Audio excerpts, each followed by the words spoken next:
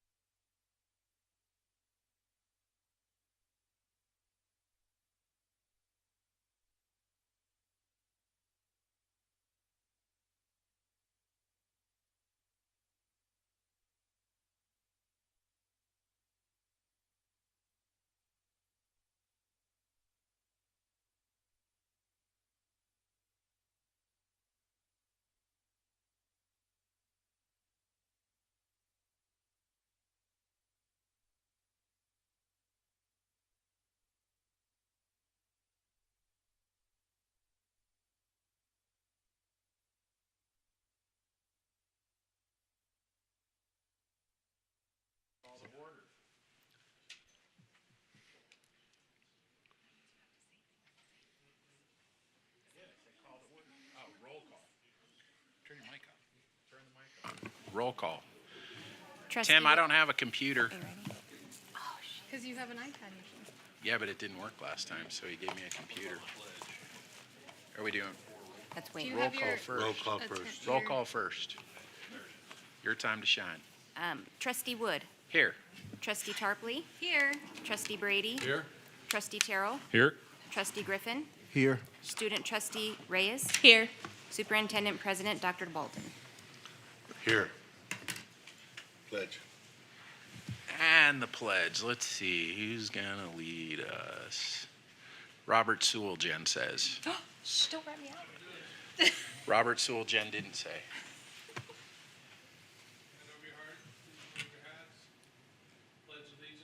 To the flag of the United States of America and to the republic for which it stands, one nation, under God, indivisible, with liberty and justice for all.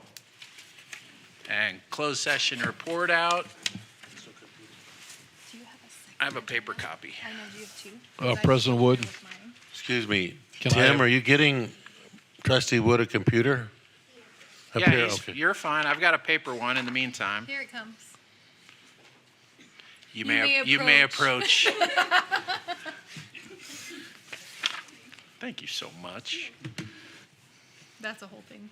There we go. Okay, closed session report out. Take it away. Good evening.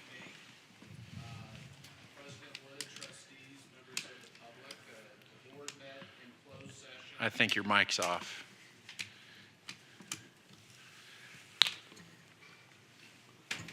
Yeah, there we There go. we go. All right.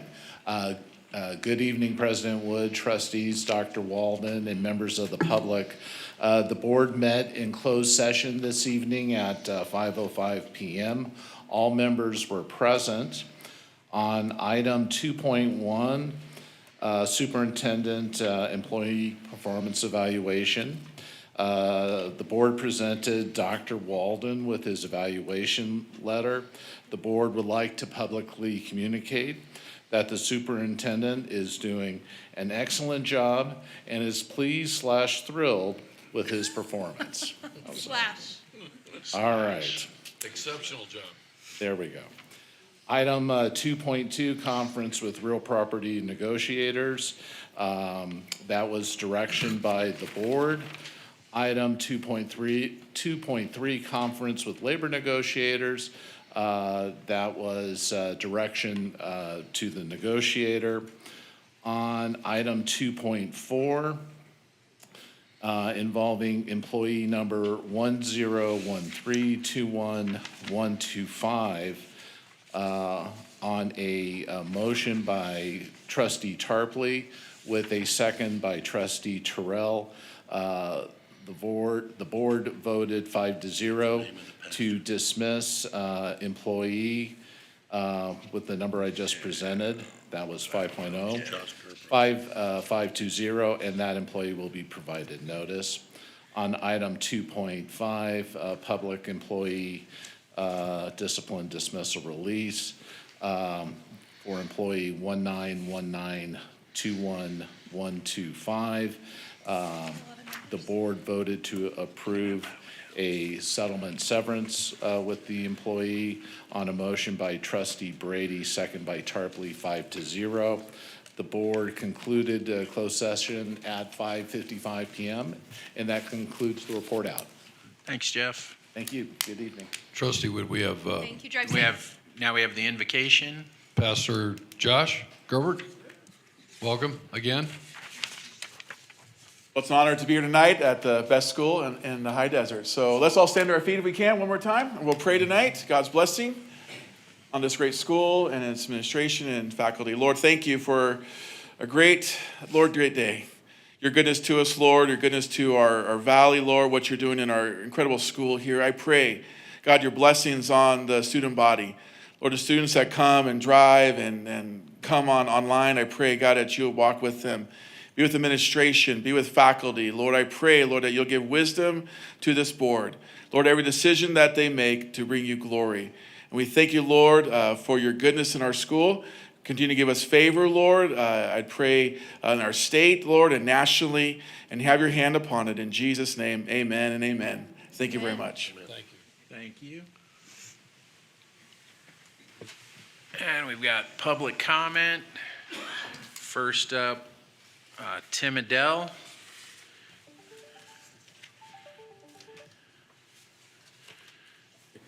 Hey, Brandon, this is why I was dressed adequately today. You dressed nicely today. Thank It's you. more than Thank you. adequate, Thank you. Tim. Thank you. Okay, I want to let the board know that on April 5th, VVC student Kylie Kirkland will be presenting at the UCR at the Undergraduate Student Research Conference by the Honors Transfer Council of California, which I will forever now call the HTCC. This is April 5th. This is on UCR. This is a great chance for you guys to see student research, and they wanted us to make sure to welcome all the board. So you guys are welcome to invite it. If you are interested in attending, just contact me and I will register. You. Can you email us that? Just I do can you mind? I can Thank you. definitely email that to you. It's a wonderful event. It's a chance for you to see not just VVC students, but students from all over Southern, Central, and in some cases Northern California, presenting absolutely wonderful research of exceptionally high quality. We've had students do research, and one time a student from our college presented at one other research, and an instructor from Princeton asked him which graduate school he was working at. He said, well, Victor Valley College. He said, well, that's one of the top ones we can think of. And he said, I wish I could get my graduate students to do that sort of work. Okay, so again, I will send that email link out and have you invited. Also, since you got to wear more than one hat in this, I want to give a shout out to what the English department is doing. We are moving into a new era, although it's always a new era. And you know, when the state gives you lemons, you make margaritas. Okay, so what we're going to do is we're doing some more things that they're asking us to do more with less. So we are moving in the direction of what's called embedded tutors. It's a really cool idea where you have the class, and the class teacher has a tutor from the writing center in there. They give feedback to the students. They can work with them in a lot of different ways. It's good training, teaching training for them, and it's all the research suggests this helps a lot of results, and we are just so excited to work with this, and we're working also in conjunction with the math department to do a lot of great things. So I just wanted to give a shout out for the English department, always working in there, and the last thing, since I've got to go down to the exact last second. The day after the conference on April 5th, I'm flying out to New York to go with the Model United Nations. Exciting venue, because we'll do the final session in the actual Great Hall of the United Nations. It's an exciting thing. I've gone 3 times before, and I'm ridiculously excited about this. Please bring pictures. Tim, what time Yes. on the 5th? What? What time is, It starts about 8:30. and what time does it go till? It goes to 4:30. Okay, It's a full shift. It's a full, Full shift, shift. Joe. It's a full shift, yeah. shift. great. And bring pictures. And bring pictures, I will. Okay, Yeah, then but I'm hoping to bring some of you. To the Model United Nations, yes. No, Oh. don't. I say yes. Yes. Okay. We're in. Yeah, if by force if necessary, because at the UN we understand force. Okay. Love it. Okay. Any questions? Who Thank you gave so him the microphone? Every meeting. Some guy please. called my name. Okay, thanks. Tim Adele for President of the United States. Based solely on the margarita comment. That's all we needed. And we have John Pinkerton, Hey, we know him. some guy named John Pinkerton. The fans out there like holding him up from I getting got on the stage. I never. get out tonight because I said I was going to say something to you important folks about enrollment.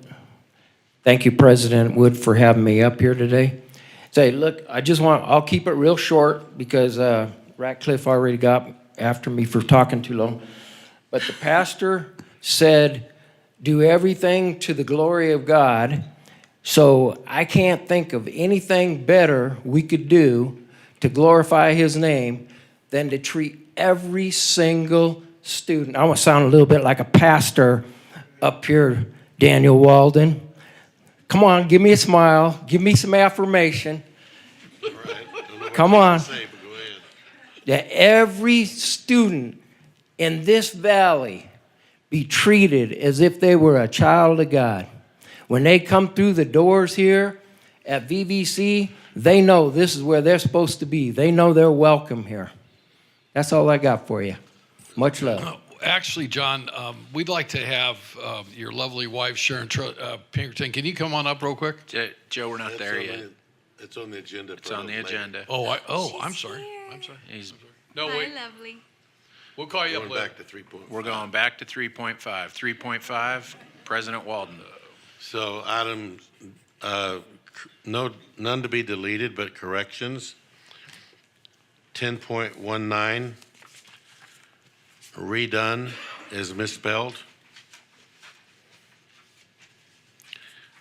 Item 16.1, there's a of going to the Model United Nations, one of the students misspelled name Villegas Moye instead of Maya.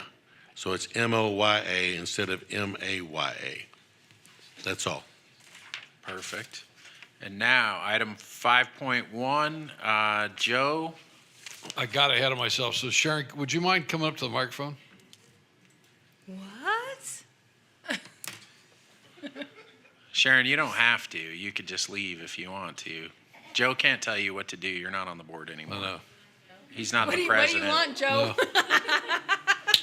So, you left rather quickly last year, and many of us that sat on the board, including our former trustee, Laura DeVericus, missed you deeply. And so with the help of Dr. Walden and Robert Sewell and Stephanie, who was here before, we have some certificates of appreciation from some of our elected officials. And the only way we could do this is that your husband had to tell you that he was coming here to make a presentation to get you to come along. So don't ever believe the next time he drags you to a meeting here. But I know that we have some very important people. We just got a text that Mayor Gabriel Reyes is held up. He will not be here. But the first presentation comes from our great Victorville Mayor, Liz Becerra. Liz, you want to come up? We're both up here not liking this. Sharon, the city of Victorville is pleased to recognize you for your exceptional contribution as a member of the Victor Valley College Board of Trustees. Your leadership, unwavering support have created a vibrant and exclusive culture celebrating and uplifting the diverse student body and broader high desert community. Your advocacy and your encouragement, dedication have made a lasting difference and will be remembered for years to come. Thank you so When I met you, you were on the board, and you said I could do this, and I still need some help. Maybe your English department, where's he at? Where'd he go? I thank you very much to the board. Thank you for the invitation. You got this? Good?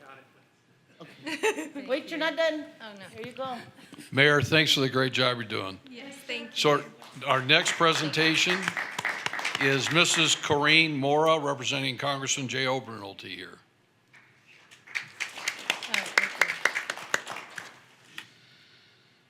Hi. Surprise. I know, surprise. On behalf of Congressman Obernolte, we'd like to present you a small token of appreciation for your years of service for the Board of Trustees of Victor Valley College. Thank you. I've been able to personally know you for the past couple of years, and I know that you're going to be missed because you are everywhere and you inspire everyone around you. So we are going to miss you, but better things are ahead, right? So Yes. congratulations on your retirement and spending time with your family. So Thank you so much. congratulations. Thank you. And I wanna-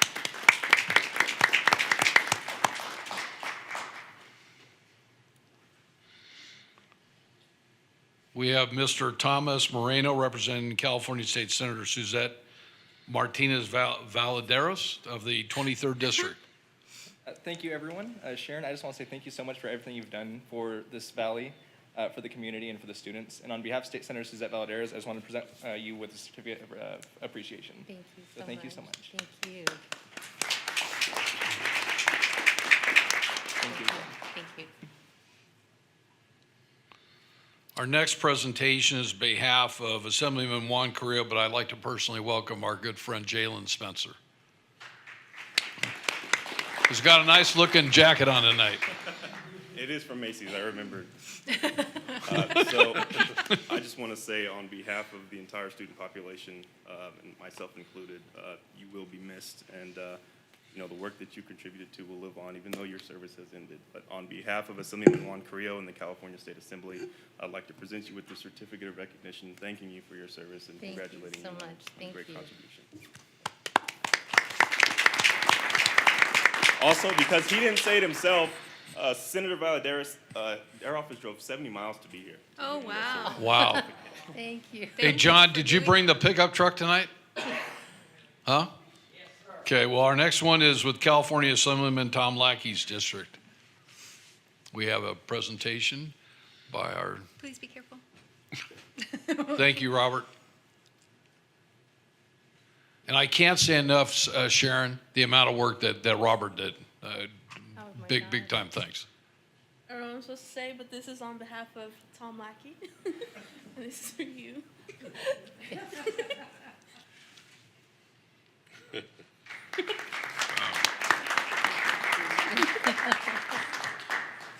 Do we have somebody representing First District Supervisor, Colonel Retired Paul Cook?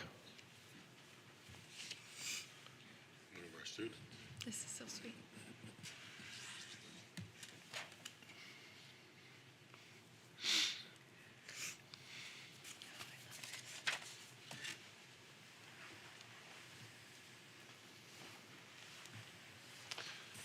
Do we have somebody representing our Chairman of the Board and the Third District Supervisor, Don Rowe?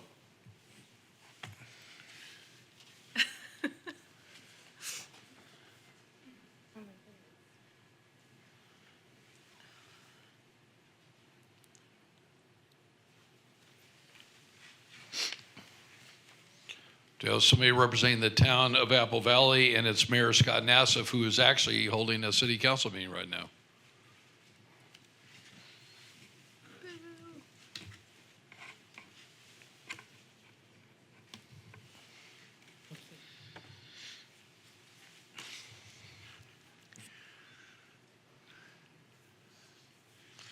Do we have somebody representing the city of Hesperia and Mayor Allison Lee?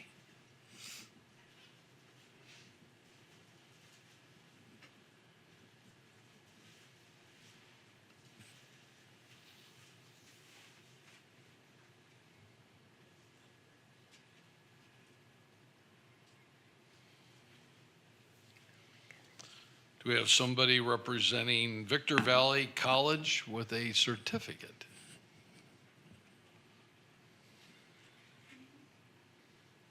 I'm gonna miss you. All your great work. This is on behalf of Victor Valley College.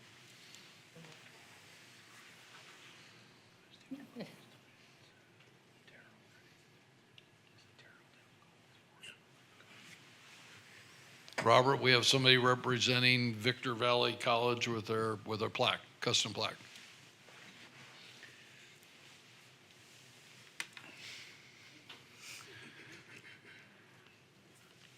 I was told to read it, if I'm able to. Yes, Andrew. Okay, so this is the plaque that we do have.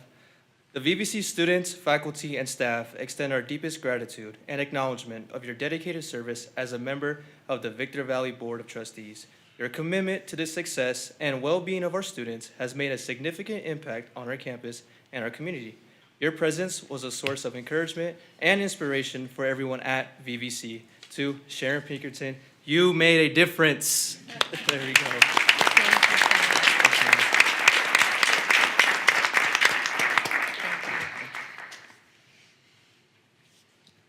Mr. Robert Sewell with the Robert Sewell Happy Moments.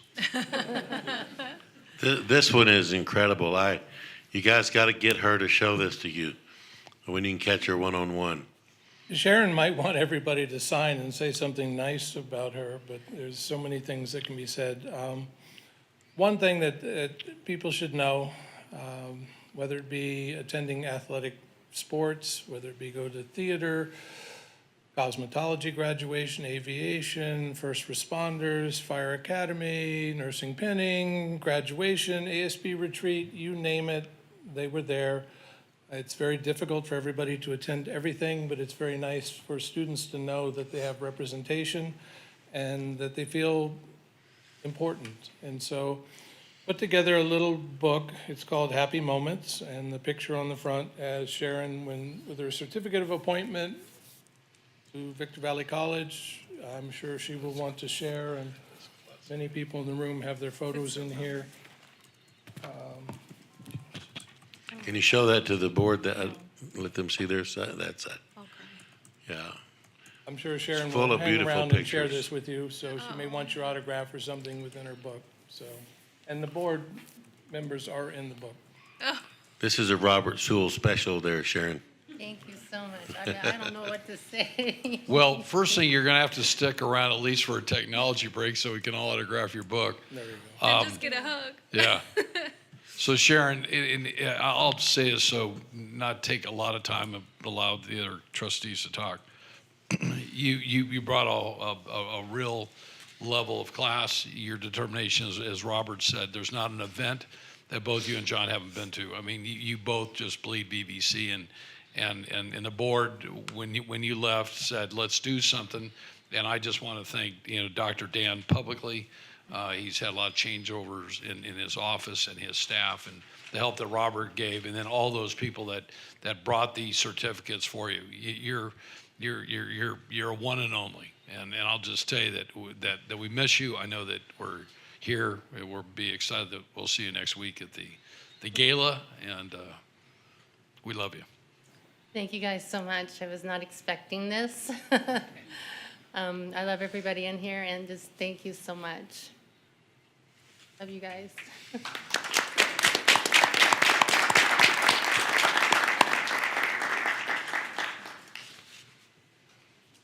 Don't forget to talk to John about how he tricked you for the entire car ride home. Oh my gosh. He's in trouble. The whole car ride home. Do you have enough wall space in your house now?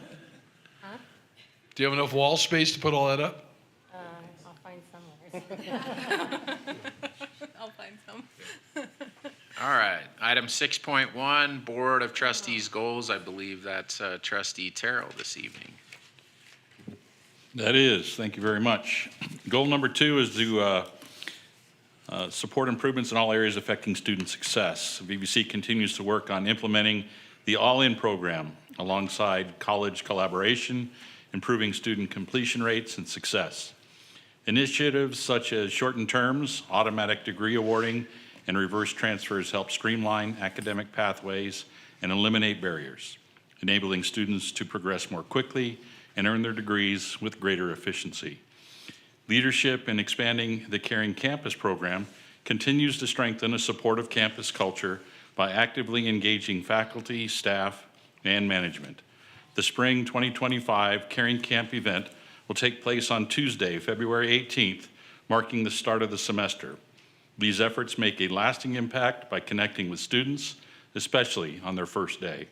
The event will feature staff members or student workers stationed around campus at specific areas.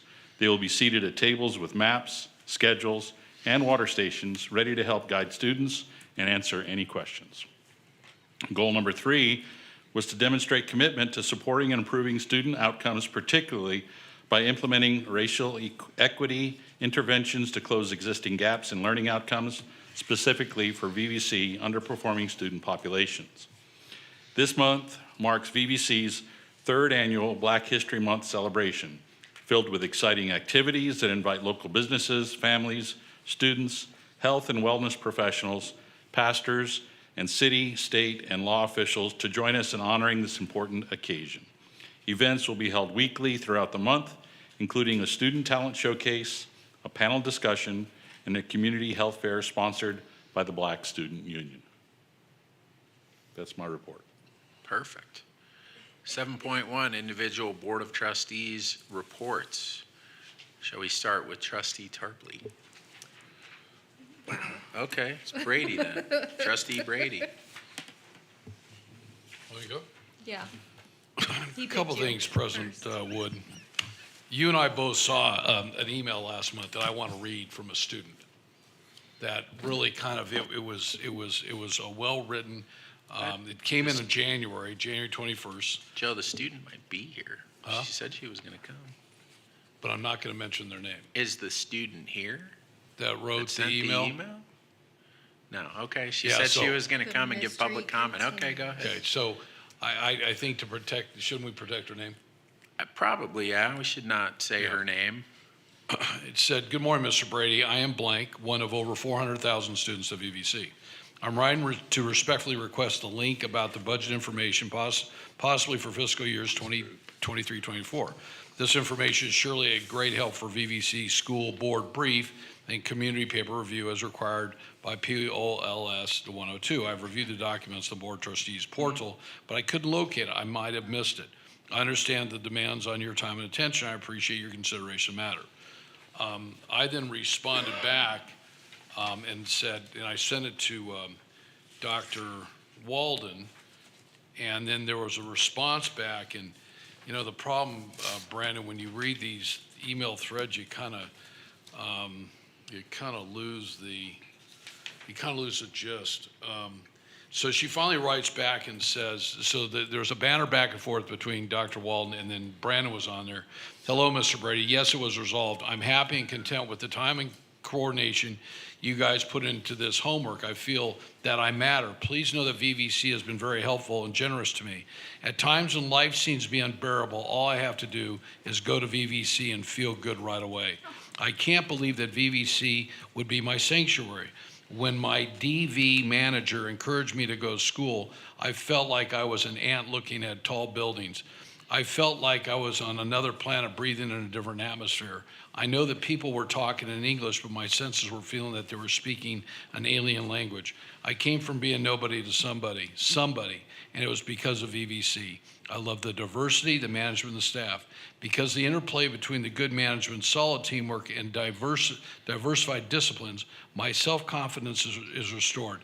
Now I'm confident, not because I know the answer, but because I'm ready to know the answer. Thank you, VVC." I share with Brandon, you don't get a lot of emails like this, but when you do, it really makes a difference. So Dr. Walden, that's the first thing. Second thing, these shout outs that came out, I thought we used to do these monthly. We do them as the numbers come in. So sometimes it's weekly. Yeah. It just depends on when you get a bunch of them.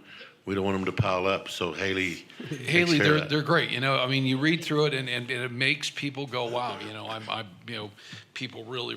I haven't been sending you all of them, but if you want me to send you all of them, I'll send you all of them. No, it just, from the days I was here that nobody complimented each other, I like to read. But we're focusing on the positive. Absolutely. And we love it. Absolutely. This ain't a history class. The last thing I made mention to Dr. Walden recently, Robert, the monthly newsletter that comes out with the students is wonderful. It's colorful. It's got all kinds of stuff. But I would like to make a suggestion that maybe some coverage on not the Board of Trustees, but what we vote on here and what we do here, because we're here for one thing, students. And what? No, I understand, but we've kind of talked about it in the past, and I just think it's really important that we spend a little bit more time on it. It's a great publication, but I think the more that students know, the better they are. No, I understand. I learned from a gentleman once that I had on an exit interview. He said, "Mr. Brady, remember, you can never sell a secret." And I think VVC is a great deal, and some people think it's a secret, and I just want to brag about it and be sure that our 25,000 students that come through these doors know about it. So that's my report. Nope. If I don't make Trustee eye contact, Griffin. he'll skip me. Okay, well, let's see. Well, I was hoping there'd be some basketball games that were home, but there weren't. But it's okay. There's some coming up, and I look forward to going to the basketball games. However, on January the 20th, I was fortunate enough to go to the Singspiration, and it was put on by ASB. It's very, very wonderful. Ms. Jenkins and her co-host, they did an exceptional job. There were a lot of local choirs there doing a great job, but I think the focus was on Dr. King's legacy. And so I'll tell you, every day after I left there, I've been reminded of the old saying that there's nothing new under the sun. I'm sorry. And I was also reminded of one of Dr. King's, one of his famous sayings, which is, injustice anywhere is a threat to justice everywhere. And so I've been thinking about that every single day. And so it was very well done. They are to be congratulated for a nice job. In addition, I wanted to kind of dovetail on what Mr. Pinkerton said about students and us honoring students every time that they're here. Under Dr. Walden's leadership, I feel very confident in saying that our very diverse student body feels confident that we are providing an environment that's protecting them and that's very supportive and very welcoming. So I'm very proud of that. In terms of what else is happening, I think on the 19th, or the 26th, that is, of next week, I look forward to going to the event that's going to be held in the PAC. And it's a screening of a movie, Put the Guns Down. And I think there's a subsequent discussion that's going to happen. So I really do look forward to that. And that's my report. Trustee Terrell? Well, unfortunately, I was unable to join you in Sacramento due to some work commitments that were last minute, but was able to download a lot of the activities that occurred and read up on that. So I'll do my best to continue to be a valuable trustee to this group. I did have the opportunity to meet with some state representatives representing the employee training panel and the opportunity for the career technical education group at BBC to have an understanding of what's available for funding for non-credited activities, mostly for certificate programs, for a large potential employer coming to the area that's going to need a number of employees, and so that we can meet that need. We were able to discuss that and hopefully get something positive out of that. So that's my report. All right, ASB President Haley. I just want to say it's kind of cool that half of my ASB council is present tonight at this meeting. Agreed. Woo. We love you guys.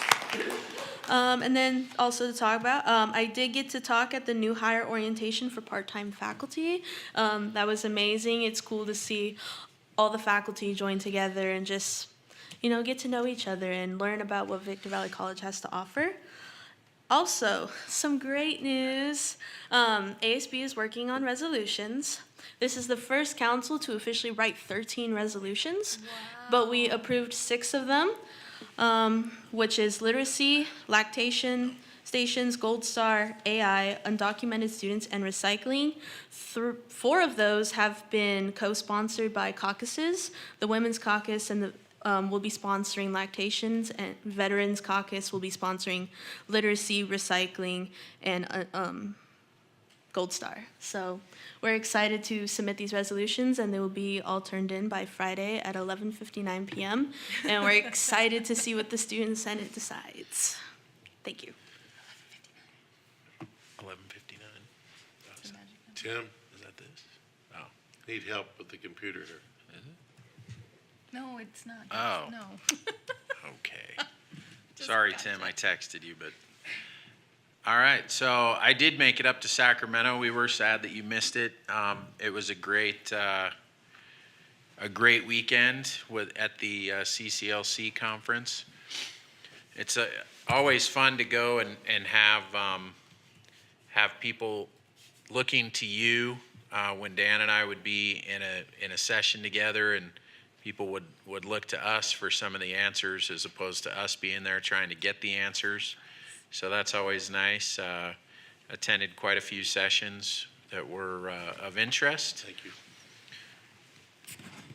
And probably more important, got to meet some folks either in between the sessions or in the late afternoon after the sessions, and doing some what I refer to as gripping and grinning, and kind of campaigning and self-selling to help recover money for our unfunded FTES. So we did get to meet some folks up in Sacramento who have influence and control over those situations, and we did, Dan and I did get to have discussions with them that will hopefully prove to be fruitful. So if if that's all we get out of attending that conference is funding for the unfunded FTES, then it will be worth the flight up and the weekend away. So the other thing, I'll just piggyback real quick. I was also on the email string with Joe, with the student who sent that very nice email. She sent me a very nice email as well. I was hoping she'd be here. I invited her to come to the board meeting. Apparently she was here for a class, and invited her to come back and express those thoughts that she sent in the email here publicly. She said she would, maybe at a future board meeting. But big thanks to Robert, Dan. I think somebody else was involved in getting her the answers that she needed. To be honest, I didn't know the answers to the questions that she had. But I did point her in the direction of Dan and Robert. And so she did get the answers that she needed to successfully complete her class. And Joe assisted in that as well. So it was really nice to get just that nice unsolicited email. So, and that's all I have. Now, to the difficult one. Do you want to be skipped? No. Okay. A few things. Ladies and gentlemen, Please, Trustee Tarpley. you may approach. I am so excited.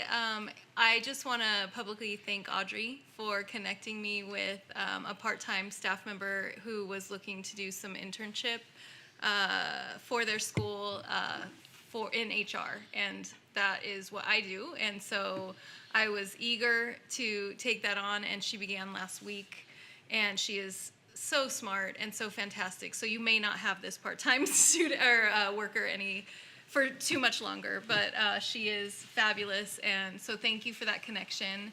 I really appreciate it, and she's fantastic. As you know, it's VVC, right? Of course, she's fantastic. And we had a special board meeting. I'm not going to call it a retreat. It's a special meeting because there was no retreating and there was no massage or drinks. No spa. Dan lied to us. They keep saying it's a retreat. That's not a retreat. I keep trying to redefine. No margaritas, Tim Adele. No margaritas from the lemonades. It's very tragic. But we did go over board goals, Dr. Walden's goals, and his evaluation, which was a really productive meeting and really fun to work with our new trustees. And I'm really enjoying both of you, and welcome. Hopefully you feel welcome and part of the team. And let's see, I'm so looking forward to the gala, the Regatta Gala, which should be a theme one year, I'm just saying. I'm so excited. So I will be there with bells on this year because I missed last year. And that's all. Thank you. All right. Superintendent President's report. Okay, we'll start with, Frank, are you going to introduce this? All right, I just now saw you back there, so. I thought he's going to make me do this because he didn't show up, but here he is. Good evening, everybody. Frank Castaños, Executive Director of Workforce Development here at VVC. And I'm here with Vicki Fitch from Spring Valley Lake Association. And she's here out of a request from Trustee Brady and organized by Dr. Walden to provide an update for Spring Valley Lake Association as their treasurer and community liaison. So thank you, Vicki, for being here. Thank you. Thank you so much. Thank you, trustees, for inviting me here to share some information with you. I know that it's of concern. You guys have 19 lots of property through Spring Valley Lake, and so it's an important mission for you guys to understand why we're doing a forensic audit. In full transparency, I thought it might be the best if I read the statement that I read to at the open meeting, so you would know kind of where we were at.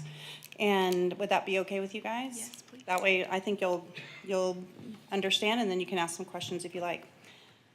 Once again, I would like to state for the record, and I would like this officially added to the minutes of this meeting, that since I have been elected as treasurer and have delivered my treasurer's report, that I have clearly specified that I am reading a statement from our accounting firm that is not a treasurer's report, as I know with 100% confidence that these figures are not correct. That in itself does not mean that there is theft, but there is certainly reason to be greatly concerned. Although I am not at liberty to share all my findings with you at this time, I would like to share a few instances to provide you the confidence in my determination. Both myself and the president at the time, Tim Craig, have repeatedly requested basic information from our accounting firm that they still refuse to provide us access to, including access to our accounts receivable. They currently state that they have been grandfathered in and are allowed to include our funds in an account with all of their other clients, which is the reason they have not provided, or they have provided for their refusal of allowing me as the treasurer access to our own financial records. It is both my interpretation and that of our president that the current laws prohibit this process, and we have repeatedly asked them to clarify how and why they believe this is an acceptable or legal business practice. To this date, I still have not been provided an answer. Number 2, loss of funds in our investment accounts. Prior to the 4 new board members being elected to the board, Tim Craig produced rounds of documentation and continually asked questions on how we could actually lose money on millions of dollars instead of earning interest. These investments were all made under the wheelhouse of this firm, and to date, we still haven't received any acceptable answers on why or how this occurred. Number 3, numerous accounts are incorrect. Our accounting firm has been notified every month of the continual errors that occur on our financials. We have addressed this verbally and in writing, recognizing each month that the provided financials are inaccurate. They have addressed some of the concerns with promises to correct, and yet the explanations and solutions for such things as randomly zeroing out liability accounts are not acceptable or accurate resolutions. I would like to read a small section of our bylaws to you. Section 7.1, Treasurer. The treasurer shall keep and maintain or cause to be kept and maintain adequate and correct account of the properties and business transactions of the association, including account of its assets, liabilities, receipts, disbursements, gains or losses. The books of account shall at all times be open to inspection by any director. At present, due to their refusal to comply, I am currently in breach of my own fiduciary responsibilities because I do not have an adequate or correct amount of the account of the business transactions, nor do I have access to the receipts. In other words, our existing accounting is firm is literally preventing me from having access to the accurate books that shall at all times remain open to inspection by any director. In addition, Section 7.2, the treasurer shall deposit all monies and other valuables in the name of and to the name of and to the credit of the association. As many of you may have noted, if you are on ACH payments with the association, those withdrawals do not say Spring Valley Lake HOA, they say Haney Inc. And since I am denied access to verify what funds are being deposited in our account and only receive a weekly allotment without transactional history, it is my responsibility to insist that we audit these records and that they are deposited in a bank account which is exclusively our own, so that myself and all future treasurers or board of directors can stand before you confident of the information they are relaying with regard to our finances. I have discussed it numerous times with my colleagues here on the board, but because of this obvious breach in accountability and transparency, I am hereby publicly calling for a full forensic audit. I recognize that this will be an investment in SVLA, but with the information I already have, it is my belief that in the long run, it will save our association more than this detailed audit will cost. Do you have any questions? That was a lot. And shocking. Yeah. Wow. Like Understood. Now you understand why I did it. Right. Wow. Any questions? What are our monthly, what are our yearly? We have 19 lots. We're spending what, 30 some odd thousand bucks a year? You're at 412 times 4, which is what, 1,600 times 19. Somebody whip up the math there real fast. 33. 31, 30, Yeah. 32, something like that. 32,000 a year, sir. I would say to my fellow trustees, this is not something that I feel good about asking, Mrs. Fitch to take her time away from her family, but we have money that we're spending, and it's important. I mean, we're really the largest shareholder in there. I don't know of Yes, anybody sir. that owns 19 lots. There's 4,215 lots in there, Yes, and we have 19 of them. So, We do. I really, Ms. Fitch, I thought about this for a while. I went to Dr. Walden and said, it's not, you don't want to air dirty laundry, but at the same time, we're a public facility and we're spending public money, and I wouldn't want somebody to come in here and say, why didn't you ask for this? So I don't know if anybody, so where is the audit right now anyway? We started in January, and they have given us a recent report. In all transparency, they're having difficulties getting some of the information they've requested, but we are working on it. And as a matter of fact, our president and vice president were on a specific mission today to make sure that those things were expedited for the auditors. Great. One thing I will say to you, though, I am on it. And so I don't want you guys to feel worried or concerned about it. I will use an expression, I'm like a dog with a bone. I won't let it go. We will figure out what's going on, and that's one of the reasons, and I appreciate those of you who voted for me when I came here to see you guys the first time, that this is important to us, as it's just as important to me personally, and I happen to be a student here at Victor Valley College as well. I'm in the woodworking department, the construction technologies. Matter of fact, I have my certification in well, now I can't remember, Frank, what is forklifts? Thank you. So, yeah, in forklifts, and I really enjoy the school.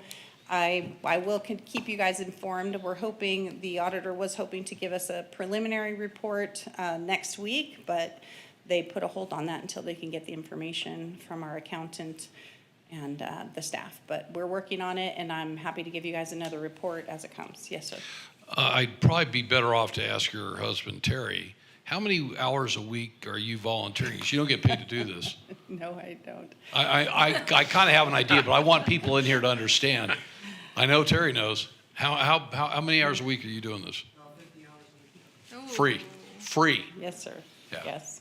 Well, it is a huge task, but it shouldn't be. And I think once we get things dialed in, and if we can have the same camaraderie that you guys, we have another election coming up here shortly. If we have the same camaraderie you do, I think we'll be able to implement things faster than we have in the past, and I'm really looking forward to that. Like I said, I always say that, this is, I like our community, and you guys are the bridge between the two sides of Spring Valley Lake, and, I'm the bridge builder, and that's what we're trying to do, is create, our hashtag we used was "This Community Cares," and I think that you guys embody that same philosophy, and I call it my little piece of Mayberry. So, that's where I think we are, is that we just want to continue finding that kind of atmosphere, and these financials will be corrected, I promise.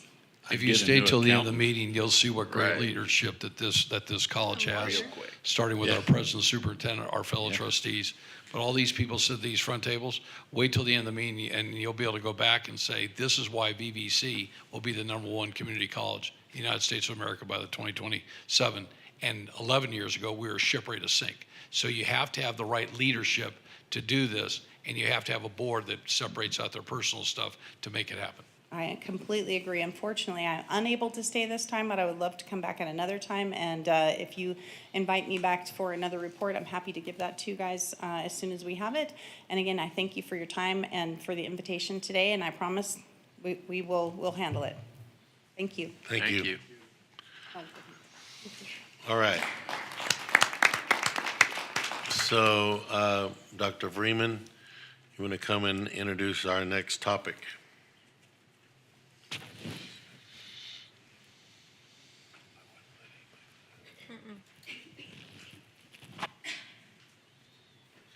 Good evening.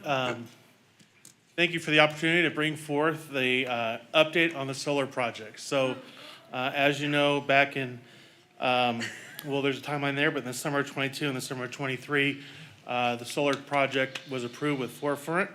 And this evening, I have with us Sam Zantzinger and Miranda Jones from Forefront. And then Nate Smith, who you're familiar with, is joining us via Zoom. This is the first time we're going to Zoom into open session, so we think we're good to go. But they're going to give us an update on where we are with the solar project and some hurdles that we need to look at moving forward. So, yeah, do we have Nate?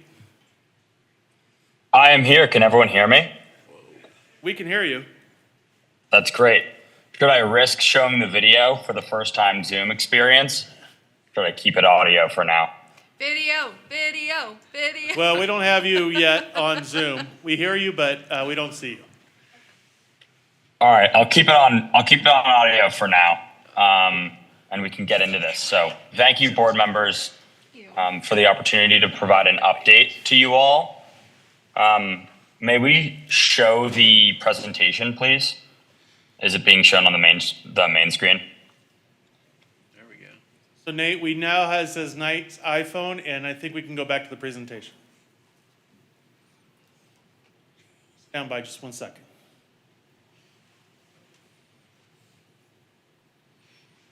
Yeah, we're up on the presentation.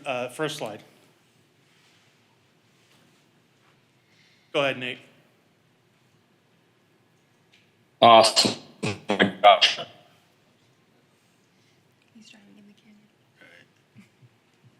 Can you hear me now? Yes. We got Rough sorry connection. everyone, I cannot be there tonight. Can you hear me? You're cutting in and out a little bit. Go ahead again. Hello? Can you hear me okay now? Yes. Hello, hello, hello.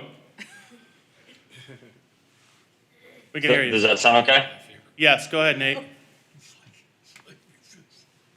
Okay. Sorry about that, folks. I was unable to make it to the meeting tonight. I am being joined by my two very helpful and kind colleagues, Sam Zanzinger and Miranda, as Eric introduced, put together a PowerPoint presentation that I've delivered to Eric and Kevin and Estella and Morley the last month and a half, trying to summarize where we've been and where we are going with the solar project. I'm sure many of you have questions, many questions likely about what's been going on in the background and how the project is going to proceed. So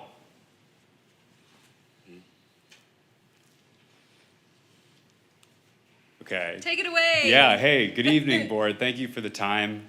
We really appreciate it. Sorry for the technical difficulties. My name is Sam Zanzinger. I work with Nate Smith-Ide. I'm joined with our technical lead as well, Miranda Jones. As Nate mentioned, we wanted to join you today to provide just an update on the project, how things are coming along, answer any questions as we look forward to getting closer to a construction start and bringing the system online. Hey, Sam. Hey, Nate. Can everyone, sorry about that, everyone. Can everyone hear me okay? Now we hear Hopefully you. that's, Yep, okay. much better. Could we go to the second slide, please? So for those board members who are unfamiliar with Forefront Power and the solar project at large, a quick obligatory commercial about who we are. We are a renewable energy developer. So we focus on solar, battery storage, EV charging, microgrid projects, specifically with the California public sector. We're extremely experienced with building solar and storage projects for community colleges. We're backed by the CCLC, and we won a piggybackable RFP process that was statewide and run by a joint powers authority called SPUR. And I'll get into SPUR in a second. Next slide, please. So the college has not spent any money thus far on the solar project. The college procured the solar project through what's called a power purchase agreement, or a PPA. Under the PPA, there's no upfront cost for the project on behalf of the college. Forefront Power finances the project, builds it, operates it, and maintains the system. And then the college buys energy that's being produced by the project at a flat rate for the term length of the system, which is 20 years. So it's an excellent utility rate hedge. As we see FCE rates continue to escalate, the benefit, the long-term benefit of the project to the district is paying a fixed price for energy. And we'll get into how that fixed price impacts economics in the preceding slides. The PPA also allows the district to take advantage of an investment tax credit that would be left on the table if the district were to finance the project out of pocket as a non-tax-paying entity. So that's a way in which the investment tax credit is via the lowest possible PPA rate that Forefront Power is able to finance is, effectually monetizing that investment tax credit, through Forefront Power. And then finally, I have a bullet here that's aligned partnership. Really what we're trying to get across with this is that Forefront Power and the district are aligned in the incentives of the project. So Forefront Power only makes its money back by the district buying energy that's being produced by the project. So we provide all of the operations and maintenance associated with the system.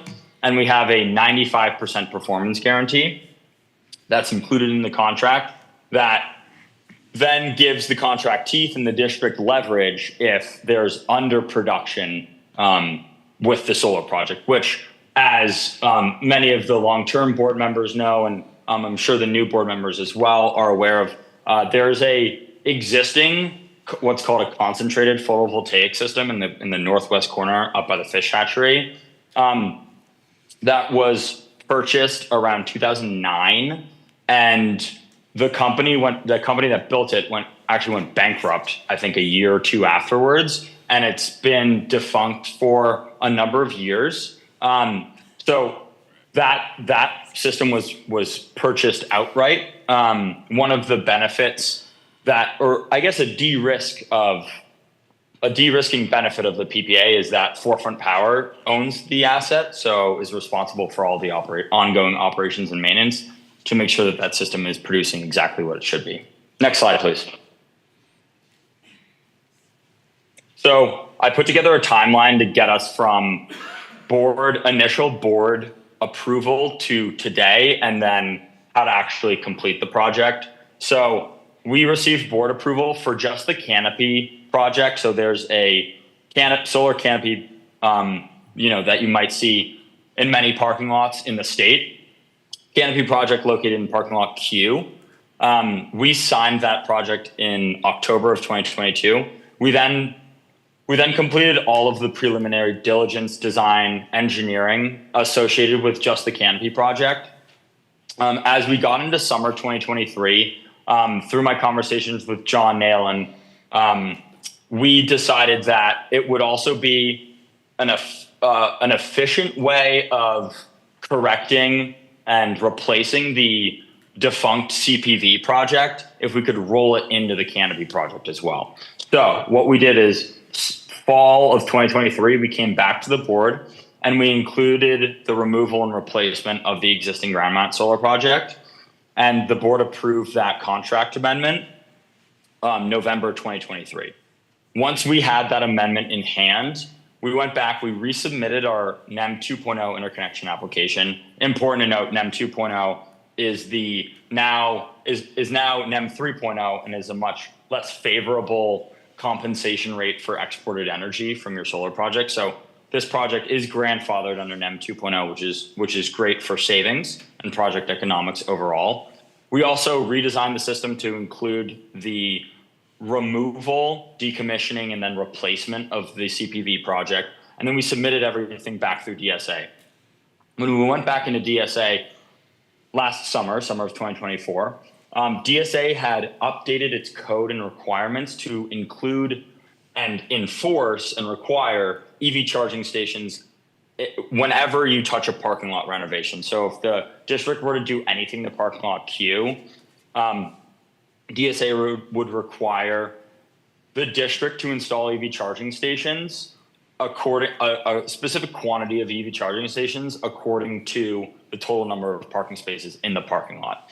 So we went back and forth with DSA to try to understand this requirement and how it applied specifically to our project. And then at the end of the summer into the fall, and kind of what we've been dealing with more actively or more recently is substantial geotechnical risk, which many of you in the room are aware of, can be relevant to different parts of the campus based on your proximity to the river.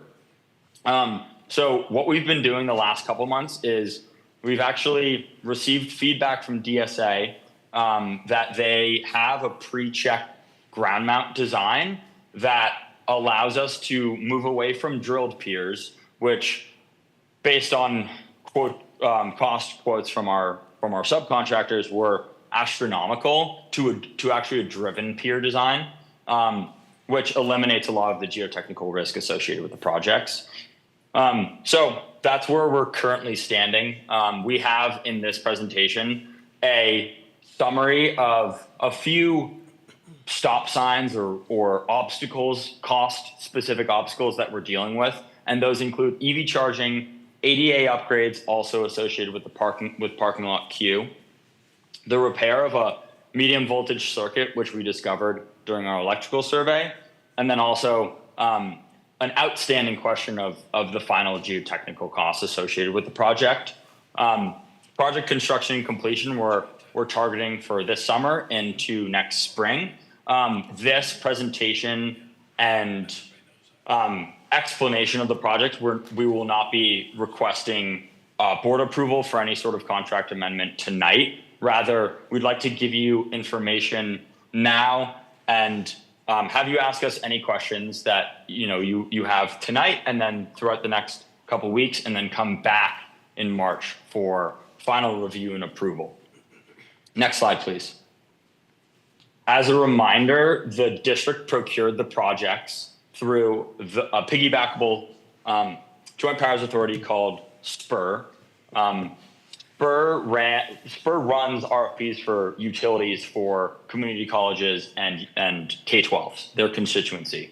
They ran an RFP for solar and battery storage. Forefront Power won that RFP. And really what it provides to the district is a time saver, a money saver, and a process that reduces risk. And one aspect of that risk reduction process that I've noted here is, and it's aligned with the slides, the next slides, is that the contract includes the ability, and this is how SPUR negotiated the contract that was then redlined and negotiated further by your attorney at the time. But the ability to assess what we call known unknown costs, like a geotech, like an interconnection upgrade that we could never assess at contract signing, via a very transparent and formulaic adjustment process versus Forefront Power beginning the process with large contingency budgets and then working, and then, potentially the district not even realizing the benefit of unused contingency budgets. So that's a SPUR process that was negotiated into the college's solar project contract. And it, is admittedly, somewhat of an imperfect process because we have to have these conversations where we have additional costs and review those with you all. And, ultimately what we're looking for tonight is an assessment, just to be clear, an assessment by the district board of the additional costs, and then any questions, and then again we'd come back in March to review these final numbers. Next slide, please. Going to get quickly into the contract. So the key point, the key intention of SPUR was to not charge the college for future unknown costs at signing. There are 3 buckets in the college's solar project contract that assess unknown costs at signing. Those are utility costs. We don't have any of those from SCE. Those are what we call ITC eligible costs. That's the investment tax credit.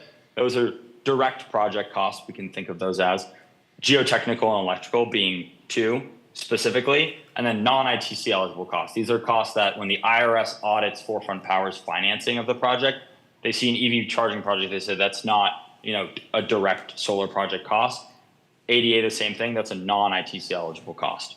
So as unforeseen costs are assessed, Forefront Power evidences those to the college, which we've done with staff and now with the board.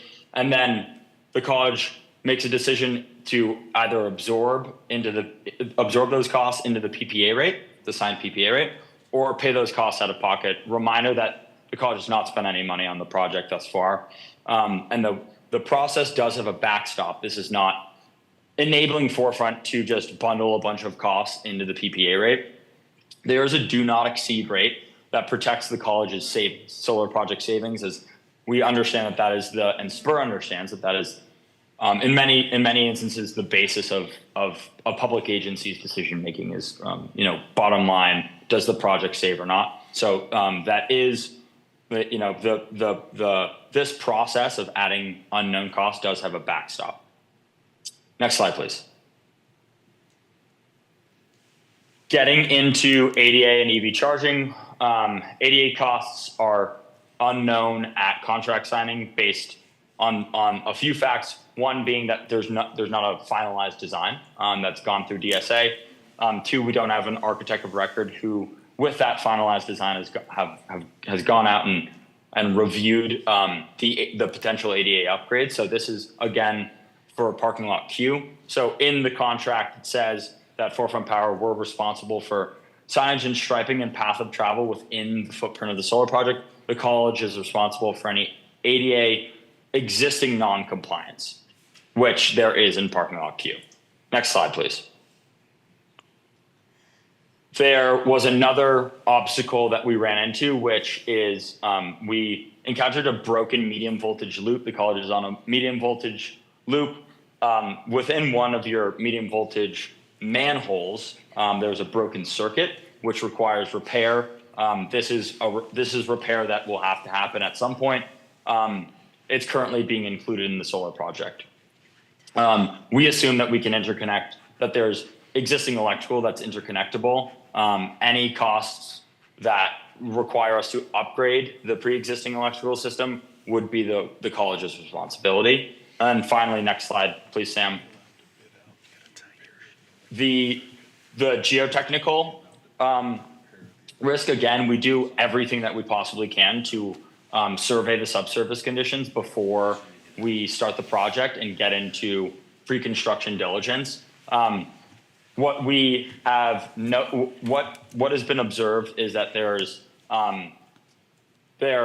this pertains everyone with the drilled to driven strategy piers on the ground mount system specifically. The geotechnical conditions under parking lot Q are actually relatively solid in terms of the structural integrity of the subsurface.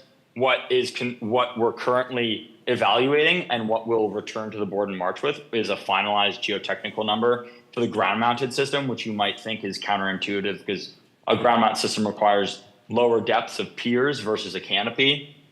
However, the soils in that northeastern corner of campus are adverse enough that we're currently evaluating. Yes, we've switched to the driven pier strategy that's eliminated some of the geotechnical risk. We're trying to finalize a number to that, but Forefront Power assumes at contracting that the subsurface conditions are stable and capable of providing structural support, and then anything that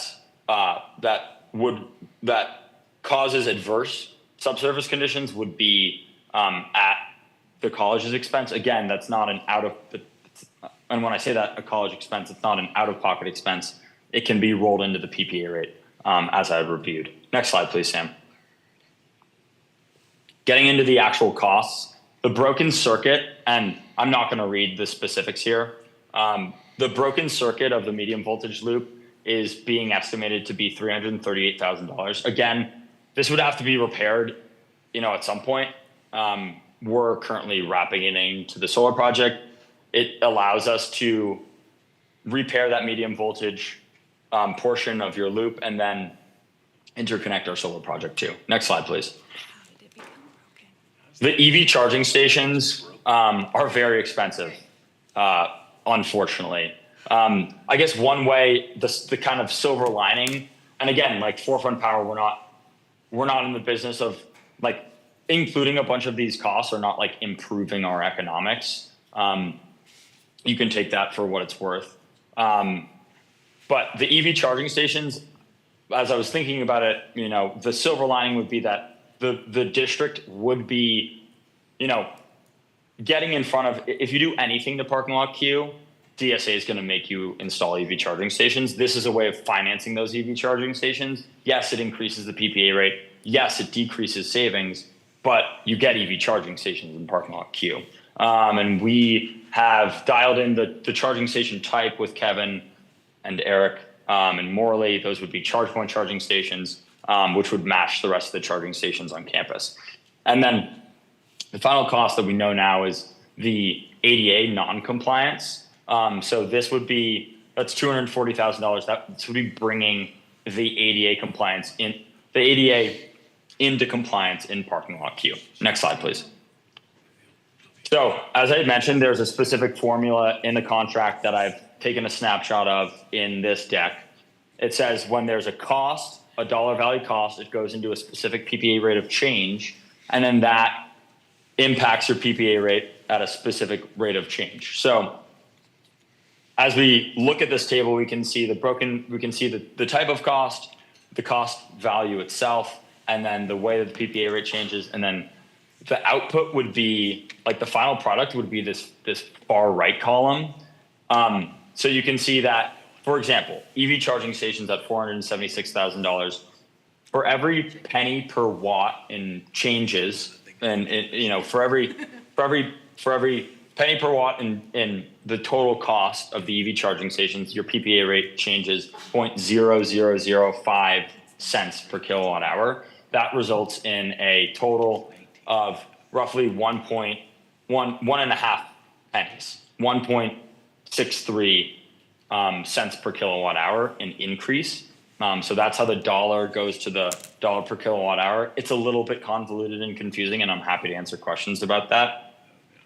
You can see the base PPA rate of 16.25 cents. The resulting PPA rate currently is 18.46 cents. The not to exceed, so your maximum PPA rate in the contract, is 18.99 cents. What we're trying to do is, at the March meeting, is fill in that blank with the geotechnical risk, and then come back to the board, to you all for final approval of this update once you've been able to review it. Next slide, please, Sam.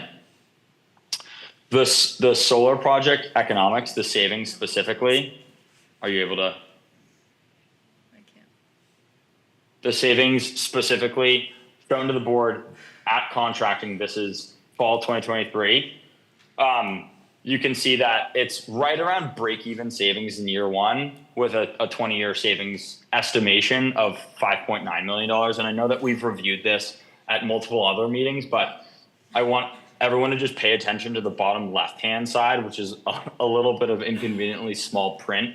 I apologize for that, but it's the 20-year savings assumption, which is assuming that SCE, over the course of the 20-year term of the project, will increase its energy rates by 2.7% and its demand rates by 5%. So those are estimations based on 20 years of historical lookbacks of SCE's rate increases. No one knows what the future holds in terms of the utility rate increases. This is mandated by SPUR and very conservative. So this is what was shown to the board when we approved the project. I would love everyone to just focus on that utility bill number there. And then the next slides, Sam, please. When we look at the updated PPA rate, the solar system size is relatively the same. You can see that the utility bill has increased. It hasn't increased that substantially, but what has increased more substantially is that 20-year savings number. So because your utility bill in the last year and a half has increased much more than we had assumed with the 2.7 and 5%, just when reality is reflected in the year one value, and then again those two assumptions, the 2.7 for energy and 5% for demand, are held constant in the analysis. You can see the 20-year savings are much higher. The year one savings are much lower. That is caused by the PPA, is directly caused by the PPA rate increase. Sam, if you could go 2 slides, please. Here is cash flows of the analysis. You can see based on the current PPA rate, the break-even savings number on a cumulative basis would be in year 5. So that would be net loss, or not saving money in years 1 and 2, which is compounded in the cumulative savings column. but on a net basis, break even in year 3. On a cumulative basis, that would be positive after 4 years. And I've outlined the specific utility escalator assumptions on the top right. And then I spoke with Eric today as well, and he had communicated that there were some questions about the savings analysis and how we provide these cash flows and the specific SCE rate cases. So we use an industry standard tool called Energy Toolbase, which takes the college's 15-minute interval data on a year basis. We plug it into an Energy Toolbase, that bill data, and then we overlay our solar project production on top of that. So we get our what we have here is our historic utility bill, the 4th column in from the left.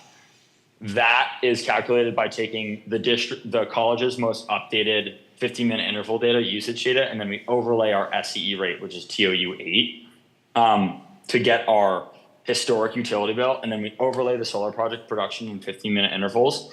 And then after that overlay, we get our new utility bill. So we have a dramatically reduced utility bill with the inclusion of the solar project. You're buying less kilowatt hours from SCE. However, you still pay them for a number of different line items that are not associated with the volumetric consumption of energy, like transmission and distribution.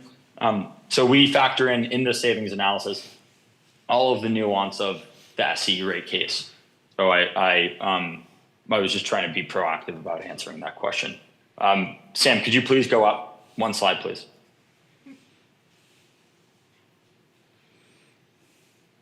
That is it for me. That was a lot of talking, and I'm sorry it's coming out of a screen. I promise I will be there in person next month, but opening up to questions.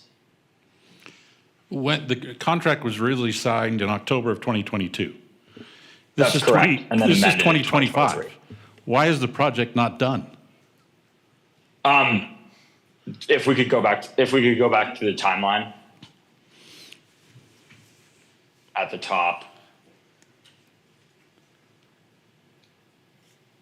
It really, by including the ground mount, that obviously slowed down the development of the projects. You guys have done these projects for other community colleges, other school districts, right? It's not like you're reinventing the wheel here. It's been 3 years. Yeah. Why is this project not done? Yeah, I think, so there's a few things up on the screen that get simplified into text, but basically when we add another component to a solar project, unfortunately, it basically restarts the clock with Edison, and they're going to be kind of the gating item for us. So You've got NEM 2.0 done in 2023. Yes. That's 2 years ago. Yes, so. Come on. I mean, you guys should have had this done already. Yeah, so exactly. So we refiled a new interconnection application. That So are kicks you out. NEM 3.0 now or still NEM 2.0? Grandfathered into 2.0. Yes. We made that decision collectively.